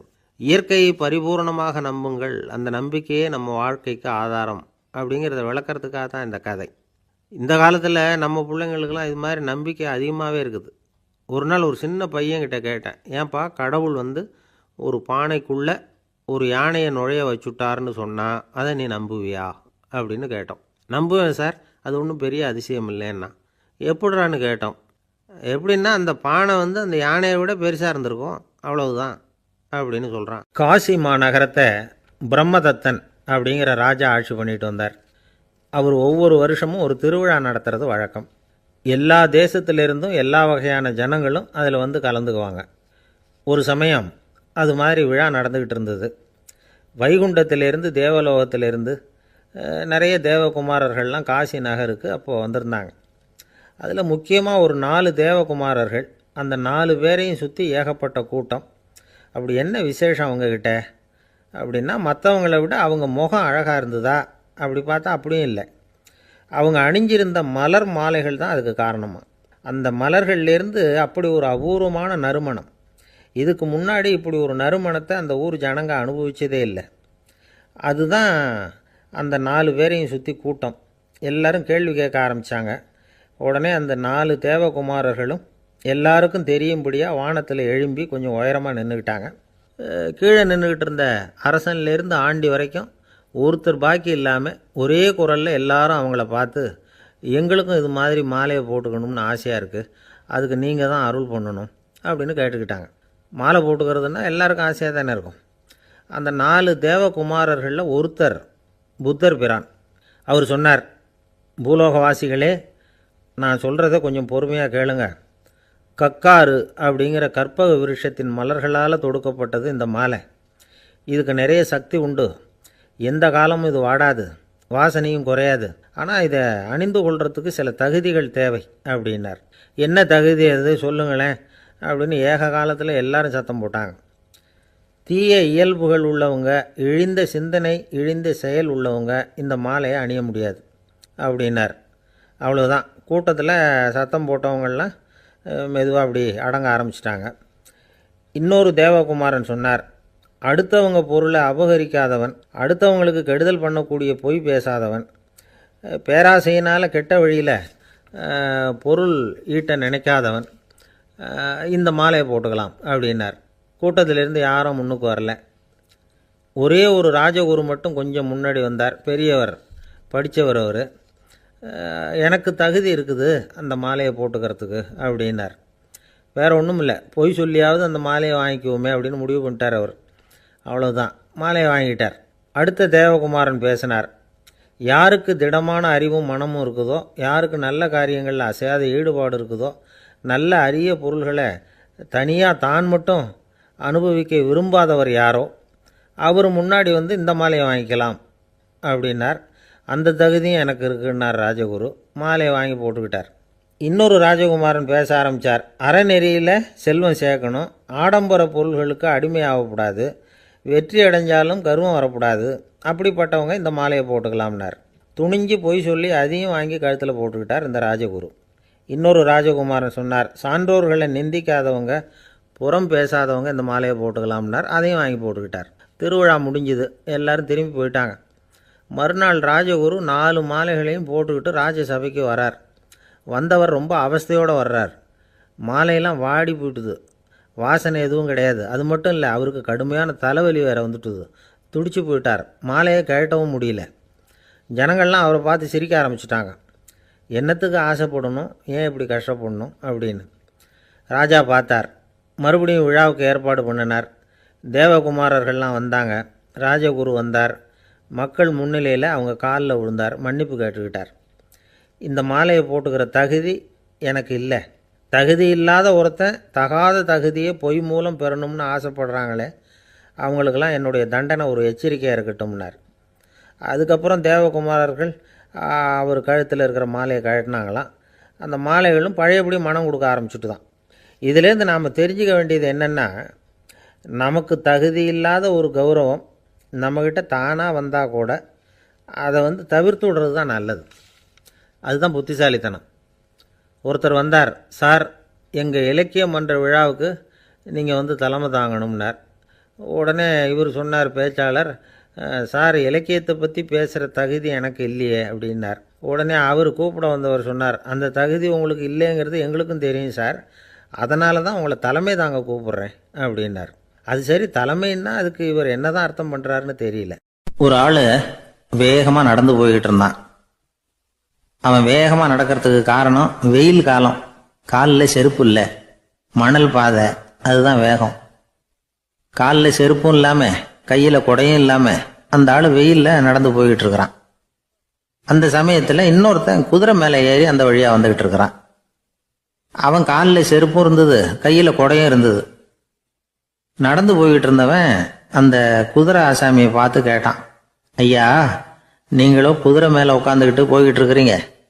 அப்படி இருக்கிறப்போ உங்களுக்கு அந்த செருப்பு என்னத்துக்கு? அதை எனக்கு கொடுத்து உதவலாமே அப்படின்னா. குதிரை மேலே உட்காந்துருந்தவன் யோசனை பண்ணி பார்த்தான். இவன் சொல்றது நியாயம்தானே அப்படின்னு சொல்லி தன்னுடைய செருப்பை கழட்டி அந்த வழிப்போக்கனுக்கு கொடுத்துட்டான். ரொம்ப நல்லதுங்க அப்படின்னு சொல்லி இவன் அதை வாங்கி காலில் மாட்டிக்கிட்டான். அதுக்கப்புறம் மறுபடியும் இவன் ஆரம்பிச்சான். ஐயா, நீங்க குதிரையில் போறதுனால போக வேண்டிய இடத்துக்கு வேகமா போய் சேர்ந்துருவீங்க. அதனால உங்க கையில் அந்த குடை என்னத்துக்கு? நான் நடந்து போயிட்டு இருக்கிறவன், ரொம்ப நேரம் நடக்க வேண்டியிருக்கும் இந்த வெயில்ல. அதனால அந்த குடையையும் எனக்கு கொடுங்களேன் அப்படின்னா. குதிரை வீரன் யோசனை பண்ணி பார்த்தான். இதுவும் நியாயம்தானே அப்படின்னு அவனுக்கு தோணுச்சு. உடனே இறக்கப்பட்டு தன் காலில் இருந்த செருப்பை கொடுத்தது மாதிரியே தன் கையில் இருந்த கொடையையும் இவங்கிட்ட கொடுத்துட்டான். அதுக்கப்புறம் அவன் நிம்மதியாக புறப்பட்டான். இப்போ மறுபடியும் கை தட்டி அவனை நிறுத்தினான். கீழே நின்றுட்டு இருந்தவன், என்னப்பா ஏன் என்ன நிறுத்தின? இன்னும் ஏதாவது வேணுமா உனக்கு அப்படின்னா குதிரையில் இருந்தவன். இவன் மெதுவாக வாயை திறந்து அந்த குதிரையையும் என்கிட்ட கொடுத்துருங்களேன்னா. அந்த குதிரை வீரன் இப்போ ஒரு கணம் யோசனை பண்ணி பார்த்தான். உடனே என்ன பண்ணான் தெரியுமா? தன்கிட்ட இருந்த குதிரை சவுக்கை எடுத்தான். குதிரை சவுக்கால அந்த ஆளை வாங்குன்னு வீசி தள்ளிவிட்டான். இவ்வளவு சவுக்கடியும் வாங்கிக்கிட்டு இந்த ஆள் என்ன பண்ணான் தெரியுமா? சிரிக்கிறான். அடி வாங்கிட்டு யாராவது சிரிப்பாங்களா? குதிரை வீரனுக்கு ஒன்றும் புரியல. என்னப்பா அது, ஏன் இப்படி அடி வாங்கிட்டு இப்படி சிரிக்கிறியே அப்படின்னு கேட்டான். இப்ப அந்த வழிப்போக்கன் சொல்றான், ஐயா, நான் இப்படி சிரிக்கிறதுக்கு காரணம் இருக்கு. இப்படி குதிரை கேட்டு உங்ககிட்ட அடி வாங்கலேன்னு வச்சுக்கோங்க, என் உயிர் உள்ள வரைக்கும் மனசுல ஒரு தவிப்பு இருந்துகிட்டே இருக்கும். செருப்பையும் கொடையையும் கேட்ட உடனே கொடுத்தவன் குதிரையையும் கேட்டிருந்தா கொடுத்துருப்பானோ அப்படிங்கிற பேராசையில ஏங்கிக்கிட்டே இருந்திருப்பேன். இப்போ உங்ககிட்ட அடி வாங்கின பிறகு என்னுடைய அந்த சந்தேகம் தீர்ந்து போச்சு. என்னுடைய ஆசைக்கு எல்லை எது அப்படிங்கிறத எனக்கு புரிஞ்சுட்டுது அப்படின்னு சொல்லிவிட்டு அவன் நடக்க ஆரம்பிச்சுட்டானான். ஆசைக்கும் எல்லை உண்டு அப்படிங்கிறத விளக்கறதுக்காக வாரியார் சுவாமிகள் சொல்ற கதை இது. இந்த காலத்திலயும் ஒருத்தன் அது மாதிரி கொடை செருப்போட குதிரையில போய்கிட்டு இருந்தான். எதிரில் நடந்து வந்தவன், ஐயா உங்க கொடையை எனக்கு கொடுங்களேன்னு கேட்டான். உடனே அவன் குதிரையிலிருந்து கீழே குதிச்சு அவனை சாட்டையால் அடிக்க ஆரம்பிச்சுட்டான். இன்னொருத்தர் அந்த வழியா வந்தவர் இதை பார்த்தார். ஏன்பா அவன் கேட்டான், உன்னால முடியலன்னா இல்லைன்னு சொல்லிட வேண்டியது தானே, அதுக்காக ஏன் இப்படி அவனை போட்டு அடிக்கிறேன்னு கேட்டார். உங்களுக்கு விவரம் புரியாது சார், காலம் ரொம்ப கெட்டு போச்சு. கேட்டதை கொடுத்தேன்னு வச்சுக்கோங்க, இந்த குதிரையே என்னோடது, அவன் திருடிக்கிட்டு போறான் அப்படின்னு என் பேர்ல புகார் கொடுக்க ஆரம்பிச்சிருவான் சார் அப்படின்னா. அது எப்படி அவ்வளவு உறுதியா சொல்றேன்னு கேட்டார் அவரு. ஏற்கனவே அது மாதிரி ஒருத்தன் பேர்ல புகார் கொடுத்துட்டு தான் இந்த குதிரையை நான் தள்ளிட்டு வந்துகிட்டு இருக்கிறேன் அப்படின்னார். ஒரு ஜென் துறவி, அவருக்கு ரொம்ப வயசாயிட்டுது, கடைசி காலம். நண்பர்களெல்லாம் கூப்பிட்டார். நண்பர்களே, நான் வித்தியாசமான முறையில் சாகணும்னு ஆசைப்படுறேன், அதுக்கு ஏதாவது யோசனை சொல்லுங்களேன் அப்படின்னு கேட்டாராம். நண்பர்கள் சிரித்தாங்க. என்ன பேச்சு பேசுகிறீங்க? சாவறதுங்கிறது என்ன விளையாட்டுத்தனமான காரியமா அப்படின்னு கேட்டிருக்காங்க. அந்த துறவி கொஞ்ச நேரம் யோசனை பண்ணார். அப்புறம் கேட்டாராம், இது வரைக்கும் யாராவது நடந்துக்கிட்டே இறந்துருக்குறாங்களா அப்படின்னாராம். எல்லாரும் இல்லைன்னாங்களாம். ஒருத்தர் மட்டும் சொல்லியிருக்கார், அப்படியும் ஒருத்தர் இறந்துருக்கிறதாக ஒரு கதையில் படிச்சிருக்கிறேன், ஒரு ஞானியால் தான் அப்படியெல்லாம் செய்ய முடியும் அப்படின்னு அவர் சொன்னாராம். சரி, அப்படின்னா அந்த முறை நமக்கு வேணாம், நின்றுக்கிட்டே யாராவது உயிரை விட்டுருக்காங்களா அப்படின்னு விசாரிச்சாராம். அப்படியும் ஒருத்தர் இறந்துருக்கிறார் அப்படின்னாங்களாம். மறுபடியும் அந்த துறவி யோசனை பண்ணியிருக்கிறார். ஏதாவது வித்தியாசமான முறையில் நாம் போகணும் அப்படிங்கிறது அவருடைய விருப்பம். மனிதன் எப்படி வாழ்கிறானோ அப்படி இறப்பது தான் நல்லது. சரி, யாராவது தலைகீழாக யோகம் செய்யும் நிலையில் இறந்துருக்கிறாங்களா அப்படின்னு விசாரித்தாராம். நண்பர்கள் சிரித்தாங்க. தலைகீழாக நின்னபடி இறந்ததாக நாங்கள் கேள்விப்பட்டதே இல்லை, அது முடியாத காரியம் அப்படின்ட்டுருக்காங்க. இப்போ அந்த துறவிக்கு திடீர்னு உற்சாகம் வந்துட்டுது. உடனே எழுந்திரிச்சார், தலைகீழாக நின்னார், அப்படியே உயிரை விட்டுட்டார். அவ்வளோதான். அந்த மடாலயத்தில் ஒரே குழப்பம். எப்படி அவரை கீழே இறக்கி படுக்க வைக்கிறது அப்படின்னு புரியல. இப்படி உயிர் விடுறதை பற்றி அவங்க இது வரைக்கும் கேள்விப்பட்டதும் இல்லை. உண்மையிலேயே இவர் இறந்து தான் போனாராங்கிறதும் தெரியல. சோதித்து பார்த்தாங்க. இதய துடிப்பு, நாடி துடிப்பு எல்லாம் நின்று போயிருந்தது. இவர் எப்பவும் இப்படி தான், என்ன பண்ணுறது இப்போது அப்படின்னு சொல்லி எல்லாரும் குழம்பிக்கிட்டு இருக்கிற சமயத்தில் ஒரு பெரிய ஒரு யோசனை சொன்னார். இந்த துறவியோட மூத்த சகோதரி பக்கத்து மடாலயத்தில் இருக்கிறாங்க, அவங்கள இங்கே அழைச்சிட்டு வந்தால் ஏதாவது வழி கிடைக்கும் அப்படின்னார். அந்த அம்மாவுக்கு 90 வயசு. அழைச்சிட்டு வந்தாங்க. ஒரு குச்சியை ஊன்றிக்கிட்டு அப்படியே மெதுவாக நடந்து வந்தாங்க. வந்து தம்பி தலைகீழாக நின்று உயிர் விட்டு இறக்கிறத பார்த்தாங்க. தம்பின்னு கூப்பிட்டு பார்த்தாங்க, ஒன்றும் காணும். உடனே என்ன பண்ணாங்க, தன்னுடைய கைத்தடியால் தம்பியோட உடலை ஒரு தட்டு தட்டினாங்க. ஏப்பா சாகிறப்பவும் உன்னுடைய குறும்புத்தனத்தை விடலையா? இப்படியாடா சாகிறது, ஒழுங்காக செத்து தொலை அப்படின்னாங்களாம். அவ்வளவுதான். உடனே அந்த துறவி திரும்பி நேராக நின்னார். அக்கா கோவப்படாத, நான் ஒழுங்காக சாகிறேன், எப்படி செத்தா என்ன, எல்லாம் எனக்கு ஒன்று தான் அப்படின்னு சொல்லிவிட்டு அப்படியே தரையில் படுத்து உயிரை விட்டாராம். அதுக்கப்புறம் அந்த அம்மா கோலை வந்து கையில் எடுத்துக்கிட்டு அப்படியே திரும்பி கூட பார்க்காம அவங்க பாட்டுக்கு போயிட்டாங்களாம். மரணத்தை ஒரு விளையாட்டாக ஆக்கிய அந்த துறவிக்கு வாழ்க்கையே ஒரு விளையாட்டாக தான் இருந்திருக்குது. எந்த நோக்கமும் இல்லாமல் செயல்படுறதுன்னா என்னங்கிறதும் அவருக்கு தெரிஞ்சிருக்குது. பயனை எதிர்பார்க்காம பணி செய்து வாழ்ந்து மறைந்த மகான் அவர்.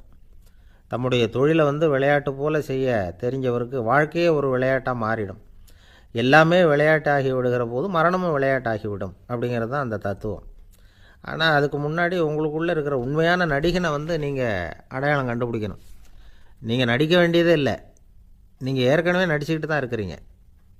நீங்கள் இந்த உண்மையை தெரிஞ்சுக்கணும், அவ்வளவுதான். இதுதான் ஞானிகளுடைய கருத்து.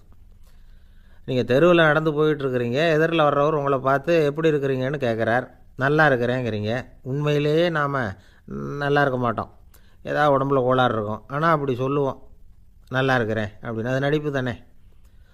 உங்களை சந்தித்ததில் ரொம்ப மகிழ்ச்சி அப்படின்னு சொல்கிறோம். உடனே கொஞ்சம் நிதானமாக யோசித்து பாருங்கள், உண்மையிலேயே உங்கள் மனசு மகிழ்ச்சி அடைஞ்சுட்டுதா? அது நடிப்பு தானே.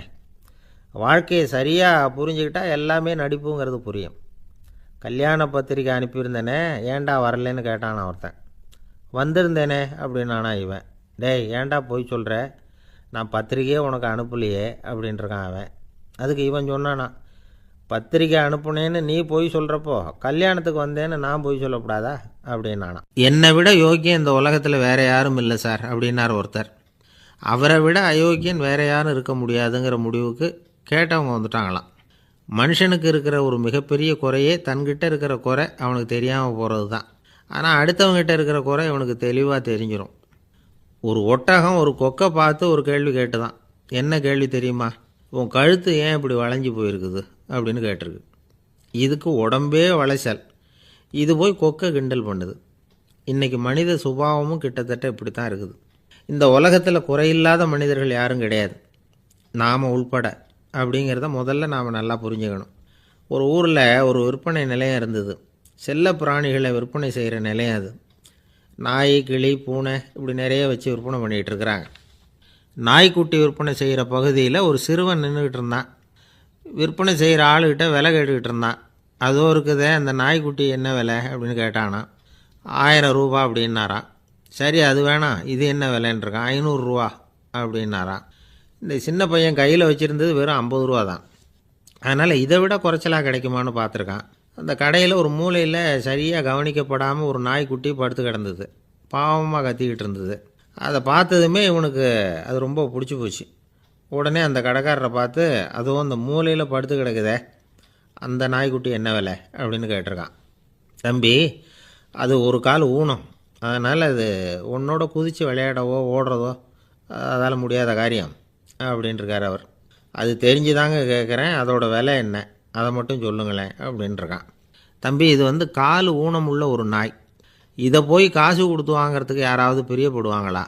இதை நான் உனக்கு இலவசமாகவே தர்றேன், எடுத்துகிட்டு போ அப்படின்னாரான். இதை கேட்டதும் அந்த சிறுவனுக்கு கோவம் வந்துட்டு தான். நீங்கள் ஒன்றும் சும்மா கொடுக்க வேணாம், இந்தாங்க 50 ரூபா, இதை வச்சுக்கிட்டு நாய்க்குட்டியை கொடுங்க அப்படின்ட்டுருக்கான். அவருக்கு ஒன்றும் புரியல, ஆச்சரியமாக இருந்தது. சரின்னு பணத்தை வாங்கிட்டு நாய்க்குட்டியை தூக்கி கொடுத்தார். அந்த சிறுவன் அந்த நாய்க்குட்டியை 2 கையாலையும் வாங்கினா, மார்போடு பிரியமாக சேர்த்து அணைச்சிக்கிட்டான். தெருவில் இறங்கி நடக்கிறான். அப்படி நடக்கும்பொழுது தான் பார்க்குறார், கடைக்காரர் வந்து ஆச்சரியமாக அவனை பார்க்குறார். அப்போ தான் அவருக்கு ஒரு விஷயம் புரியுது. அந்த சிறுவன் தெருவில் நாய்க்குட்டியை மார்போடு அணைச்சிக்கிட்டு விந்தி விந்தி நடந்து போய்கிட்டு இருக்கிறான். ஆமாம், அவனுக்கும் ஒரு கால் ஊனம். இந்த நாய்க்குட்டியை யாருமே வாங்க மாட்டாங்கன்னு நினச்சிக்கிட்டு இருந்தார். குறையுள்ள அதுக்கும் ஒரு எஜமானன் கிடச்சிட்டான். அதனால் ஊனம் ஒரு குறை இல்லை அப்படிங்கிற உண்மையை அந்த கடைக்காரர் புரிஞ்சுக்கிட்டாரான். நம்மால் ஒருத்தர் கொஞ்சம் வயசானவர், எழுந்திரிச்சு சரியாக நடக்க முடியாது, சாய்வு நாற்காலியிலேயே எப்பவும் உட்காந்துருப்பார். அவர் தனக்கு துணையாக ஒரு நாயை பக்கத்தில் வச்சுருந்தார். அதுவும் ரொம்ப வயசான ஒரு நாய், எழுந்திரிக்கவே சிரமப்படும், நடக்கவும் முடியாது. அவர் பக்கத்திலே இதுவும் சோர்ந்து போய் படுத்து கிடக்கும். அந்த பெரியவரை பார்க்க வந்த ஒருத்தர் கேட்டார், ஏங்க, ஒரு சின்ன பையனை உங்களுக்கு துணையாக வச்சுக்கப்படாதா? இந்த நாயை உங்களுக்கு பாதுகாப்பாக வச்சுருக்கிறீங்களே, உங்களுக்கு ஒரு ஆபத்துன்னா இது எப்படி உங்களுக்கு உதவ முடியும் அப்படின்னார். அப்போ அவர் சொன்னாராம், எனக்கு ஒரு ஆபத்துன்னா அந்த சமயத்தில் இந்த நாய் என்னை தனியாக விட்டுட்டு ஓடி போயிடாமல் இருக்கணும்ல, அதுக்காக தான் இதை நான் வச்சுருக்கிறேன் அப்படின்னாராம். இயேசுநாதர்கிட்ட ஒருத்தர் வந்து கேட்டாராம், இயேசுவே என்னை எவ்வளவு நேசிக்கிறீர்கள் அப்படின்னு. அவர் தன்னுடைய இரு கைகளையும் அகல விரித்து இவ்வளவு என்று சொல்லி சிலுவையில் உயிர் நீத்தார் அப்படின்னு சொல்லுவாங்க. அதாவது அந்த நேசிப்புக்கு எல்லை கிடையாது, அதே போல் மன்னிப்புக்கும் எல்லை கிடையாது. இது இயேசுநாதர் சொல்லி கொடுத்த ஒரு பாடம்.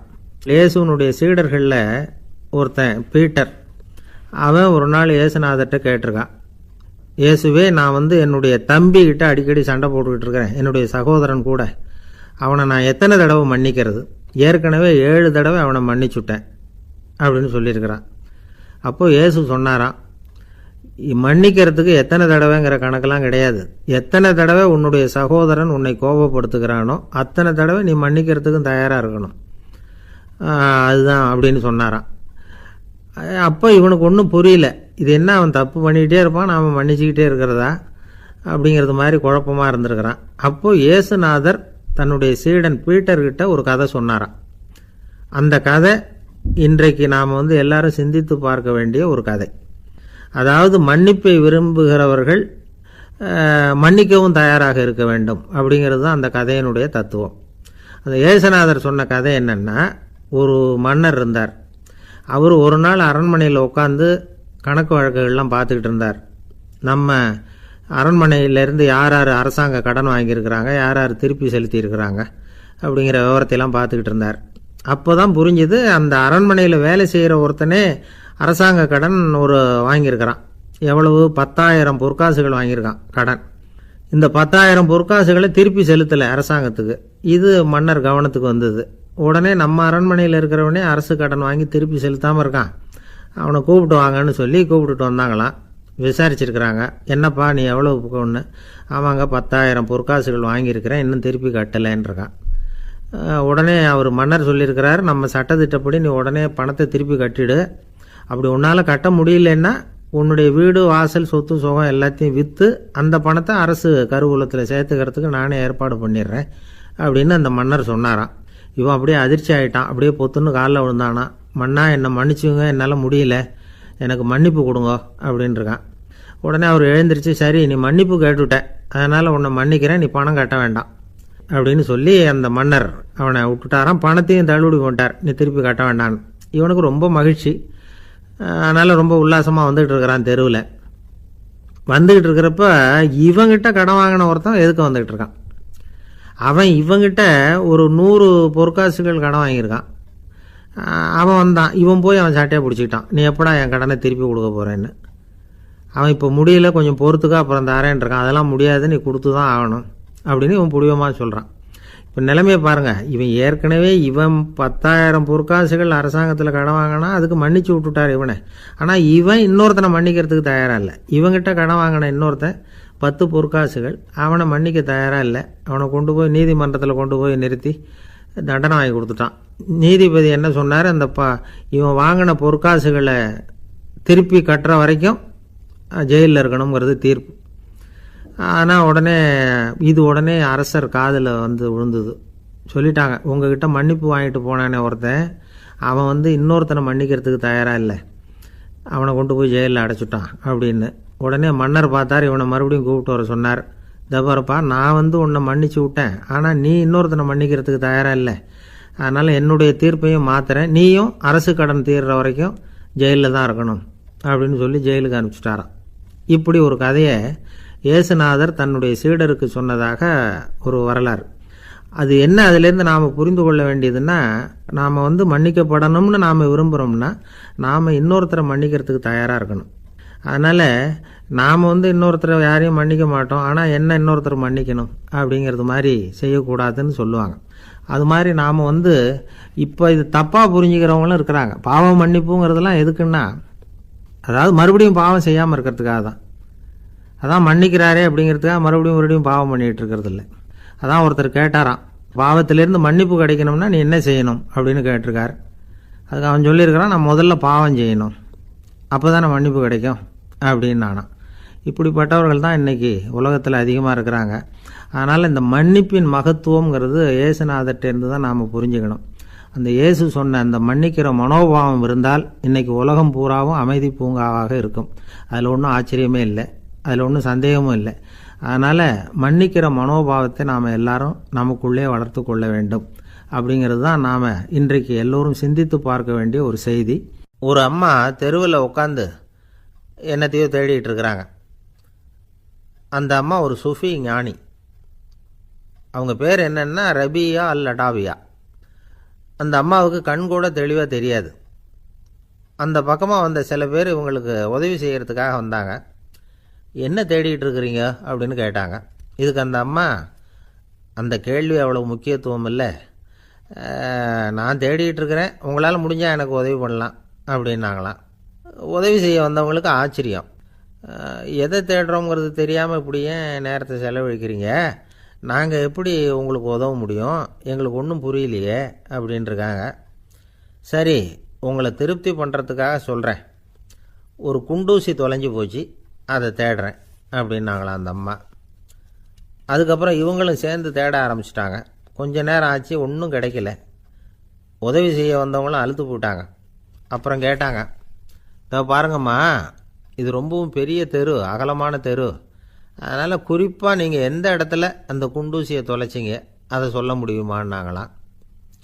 இதுக்கு அந்த அம்மா, நீங்கள் மறுபடியும் அர்த்தமில்லாத கேள்வியை கேட்குறீங்க, உங்கள் கேள்விக்கும் நான் தேடுறதுக்கும் என்ன சம்மந்தம்னாங்களாம். இதை கேட்டதும் அவங்க ஒரு மாதிரி ஆயிட்டாங்க. என்னம்மா நீங்கள் பைத்தியம் மாதிரி பேசுகிறீங்க அப்படின்னாங்களாம். சரி, உங்களை மறுபடியும் திருப்திப்படுத்துறதுக்காக சொல்கிறேன், அதை நான் எங்கள் வீட்டில் தொலைச்சுட்டேன் அப்படின்னாங்களாம்.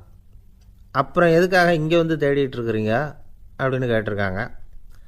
ஏன்னா இங்கே தான் வெளிச்சம் அதிகமாக இருக்குது, அங்கே வீட்டுக்குள்ளே இருட்டாக இருக்குது, அதனால் இங்கே தேடுறேன், வெளிச்சம் உள்ள இடத்துல தானே தேட முடியும் அப்படின்னாங்களாம் அந்த ஞானி.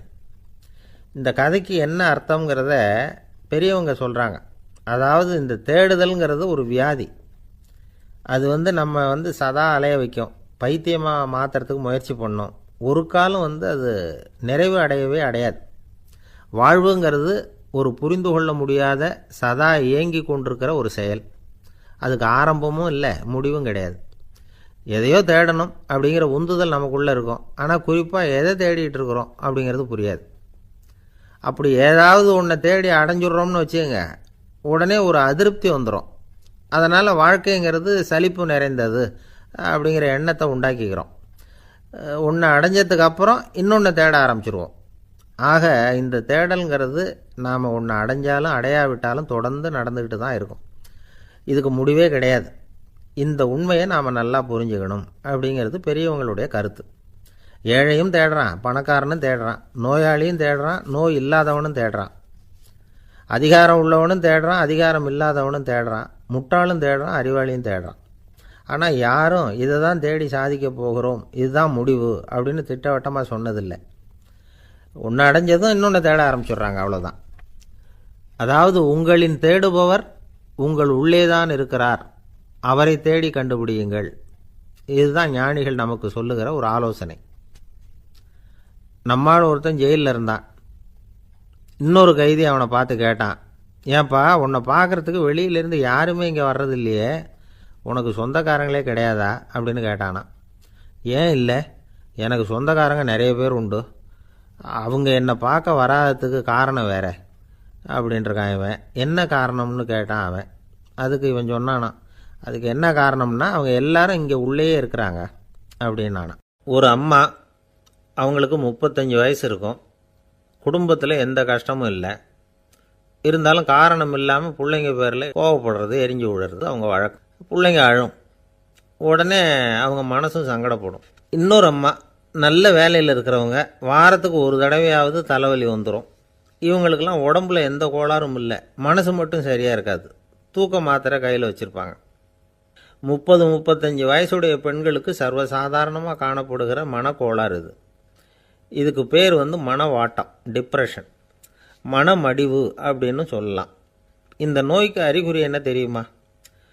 மனசில் வருத்தமான உணர்வு இருக்கும், அடிக்கடி அழலாம் போல தோணும். முன்னால எல்லாம் எந்தெந்த செயலில் ஆர்வம் இருந்ததோ அதெல்லாம் குறைஞ்சிரும், அல்லது சுத்தமாகவே ஆர்வம் இல்லாமல் போயிடும்.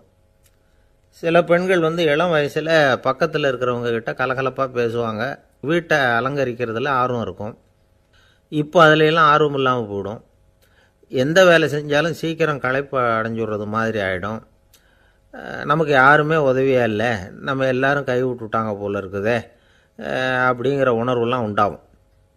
தன்னைத்தானே குறை சொல்லிக்குவாங்க, நாம் தப்பு பண்ணிவிட்டோம் போல இருக்குதே அப்படின்னு தோணும். குற்றம் பண்ணிட்டதா நினச்சி கஷ்டப்படுவாங்க. பசி இருக்காது, தூக்கத்தில் தொந்தரவு இருக்கும், அடிக்கடி செத்து போடலாங்கிற உணர்வு வரும், தற்கொலை பண்ணிக்கலாங்கிற எண்ணம் உண்டாகும். சில பேர் தற்கொலை முயற்சியில் கூட ஈடுபடுவாங்க. சில பேருக்கு பலவிதமான உடல் வலிகள் இருக்கும், பலவீனம் இருக்கும், சீக்கிரமாக களைப்படைஞ்சு போடுவாங்க. இதெல்லாம் மனவாட்ட நோய்க்கான தன்மைகள். இந்த மனவாட்டம் அதாவது டிப்ரெஷனை 2 வகையாக பிரிக்கலாமா. ஒன்று தானாக உண்டாக்கிக்கிறது, இன்னொன்று எதிர் விளைவை உண்டு பண்ணுகிற அல்லது நரம்பு சம்பந்தப்பட்ட டிப்ரெஷன். தானாக உண்டாக்கிக்கிற மனவாட்ட நோய் இருக்குது பாருங்கள், அதுக்கு ஏதாவது சூழ்நிலை காரணமாக இருக்கலாம் அல்லது இல்லாமலும் போகலாம். மூளையில் டொப்பாமைன் அல்லது செரட்டோனின் இதோட அளவு குறையும் பொழுது இந்த டிப்ரெஷன் உண்டாகுது. இதுக்கு ஓரளவு பிறவி காரணங்கள் கூட இருக்கலாம், குடும்பத்தில் வேறு சிலருக்கும் வரலாம். பாதிக்கப்பட்ட பெண்ணை பார்க்குறதுக்கு பலவீனமாக தெரியும், கடுமையான குற்ற உணர்வு இருக்கும், தனியாக இருக்கிறதுக்கு ஆசைப்படுவாங்க, நடு ராத்திரியில் எழுந்திரிச்சு உட்காந்து கஷ்டப்பட்டுக்கிட்டு இருப்பாங்க, கொடூரமான முறையில் தற்கொலை பண்ணிக்க முயற்சி பண்ணுவாங்க, தீ வச்சுக்கிறது, அமிலத்தை குடிக்கிறது, தூக்கில் தூங்குறது. இப்படி தானாக வரவழைச்சிக்கிற மனவாட்ட நோய் மறையக்கூடிய நோய். ஒரு தடவை வந்தால் 3லேருந்து 6 மாதம் வரைக்கும் நீடிக்கும். இடைப்பட்ட காலங்களில் நோயாளி இயல்பாக இருப்பார். எதிர் விளைவை உண்டு பண்ணுகிற அல்லது நரம்பு சம்பந்தப்பட்ட மனவாட்ட நோய் எப்படின்னா, கணவன் மனைவி மாமியார் மருமகள் இப்படிப்பட்ட உறவு முறை பிரச்சனைகள், தோல்விகள், எரிச்சல்கள், ஆஃபீஸு பிரச்சனை, இப்படிப்பட்ட சூழ்நிலையால் உண்டாகிறது. எல்லாத்துக்கும் மருந்து இருக்குது, மார்க்கம் இருக்குது, கவலைப்பட வேண்டியதில்லை, தைரியமாக இருக்கணும். உளவியல் மருத்துவம் இதுக்கு ரொம்ப உபயோகமாக இருக்கும். சில பெண்களை பாருங்கள், அவங்க எதுக்கும் அலட்டிக்கிறது இல்லை. ஒரு அம்மா அப்படி தான் தன்னுடைய கணவனை அழைச்சிக்கிட்டு ஒரு மனநோய் மருத்துவர்கிட்ட வந்தாங்க. டாக்டர், எங்கள் வீட்டுக்காரர் திடீர்னு ஒரு மாதிரி ஆயிட்டார், வித்தியாசமாக நடந்துகிறார். எப்படின்னா, இவர் தன்னையே ஒரு ஒட்டடை குச்சியாக நினச்சிக்கிட்டு இருக்கிறார். அப்படி நினச்சிக்கிட்டு தன்னுடைய தலையாலேயே வீட்டில் உள்ள ஒட்டடையெல்லாம் தொடச்சிக்கிட்டு இருக்கிறார் அப்படின்னாங்க. எவ்வளவு நாளாக அப்படி இருக்குதுன்னு கேட்டார் டாக்டர். 1 வாரமாக அப்படி இருக்குது அப்படின்னாங்க அந்த அம்மா. அப்படின்னா முன்னாடியே ஏன் அழைச்சிட்டு வரல அப்படின்னு கேட்டார் டாக்டர். வீடு பூரா சுத்தமாகட்டுமேனு பார்த்துக்கிட்டு இருந்தேன் டாக்டர் அப்படின்னாங்களாம் அந்த அம்மா. ஒரு நண்பர், அவர்கிட்ட பேசிக்கிட்டு இருந்தேன். மனித உறவுகள் பற்றி அவர் சொல்லிகிட்டு இருந்தார். அமெரிக்காவில் தந்தை மகன் உறவு எப்படி இருக்குது அப்படிங்கிறத விளக்கிறதுக்கு அவர் ஒரு கதையை சொன்னார். ஒரு அப்பா பகல் பூராவும் அலுவலகத்தில் வேலை, ஓடி ஆடி உழைச்சிக்கிட்டு களைச்சி போய் ராத்திரி 10 மணிக்கு மேலே வீடு திரும்பினான். வீட்டு வாசலில் அவரோட மகன் காத்துக்கிட்டு இருக்கிறான், இன்னமும் தூங்கலை. அப்பா வாசல்லையே தடுத்து நிறுத்தி, அப்பா உனக்கு சம்பளம் எவ்வளவு அப்படின்னு கேட்குறான். ஏற்கனவே ஆஃபீஸு பிரச்சனைகளால் அழுத்து போய் திரும்புகிற அப்பாவுக்கு கோவம் வந்துடுது. என்னடா இப்படிலாம் கேளுன்னு உங்கள் அம்மா உனக்கு சொல்லி கொடுத்தாளா அப்படின்னு சொல்லிவிட்டு உள்ளே போய் சட்டையை கட்டி மாட்டிவிட்டு குளிச்சுவிட்டு மறுபடியும் வெளியில் உடையை மாற்றுகிற சமயம் அப்போ மறுபடியும் மகன் உள்ளே நிற்கிறான் அவர் முன்னாடியே. அப்பா உனக்கு எவ்வளவு சம்பளங்கிறான் மறுபடியும். அப்பாவுக்கு எரிச்சல் அதிகமாகிட்டுது. மணிக்கு $20 போதுமா அப்படின்னார். அப்படின்னா எனக்கு ஒரு $10 தர முடியுமான்னா மகன். இதுக்கு தான் என் சம்பளம் எவ்வளவுன்னு கேட்டியா? 2ஆம் வகுப்பு படிக்கிற உனக்கு எதுக்குடா $10 அப்படின்னு கத்திவிட்டு தொலைக்காட்சி பெட்டியின் முன்னாடி போய் உட்காந்துக்கிட்டு ஏதோ நிகழ்ச்சியை பார்க்க ஆரம்பிச்சிட்டார். கொஞ்ச நேரம் கழித்து மறுபடியும் மகன் வந்து நிற்கிறான். அப்பா ப்ளீஸ் எனக்கு ஒரு $10 கொடுக்க முடியுமா? மகனுடைய கண்களில் கண்ணீர். என்னடா அவன் கண்ணீரை காட்டி காரியம் சாதிக்கலாம்னு பார்க்குறியா? ஒரு காசு கூட கொடுக்க மாட்டான் போ அப்படின்னு விரட்டி விட்டான். மகன் கண்ணீரை தொடச்சிக்கிட்டே கண்ணை தொடச்சிக்கிட்டு பேசாமல் போய் படுத்துக்கிட்டானான். கொஞ்ச நேரம் ஆச்சு. அப்பாவோட கோபம் கொஞ்சம் கொஞ்சமாக குறைஞ்சிது.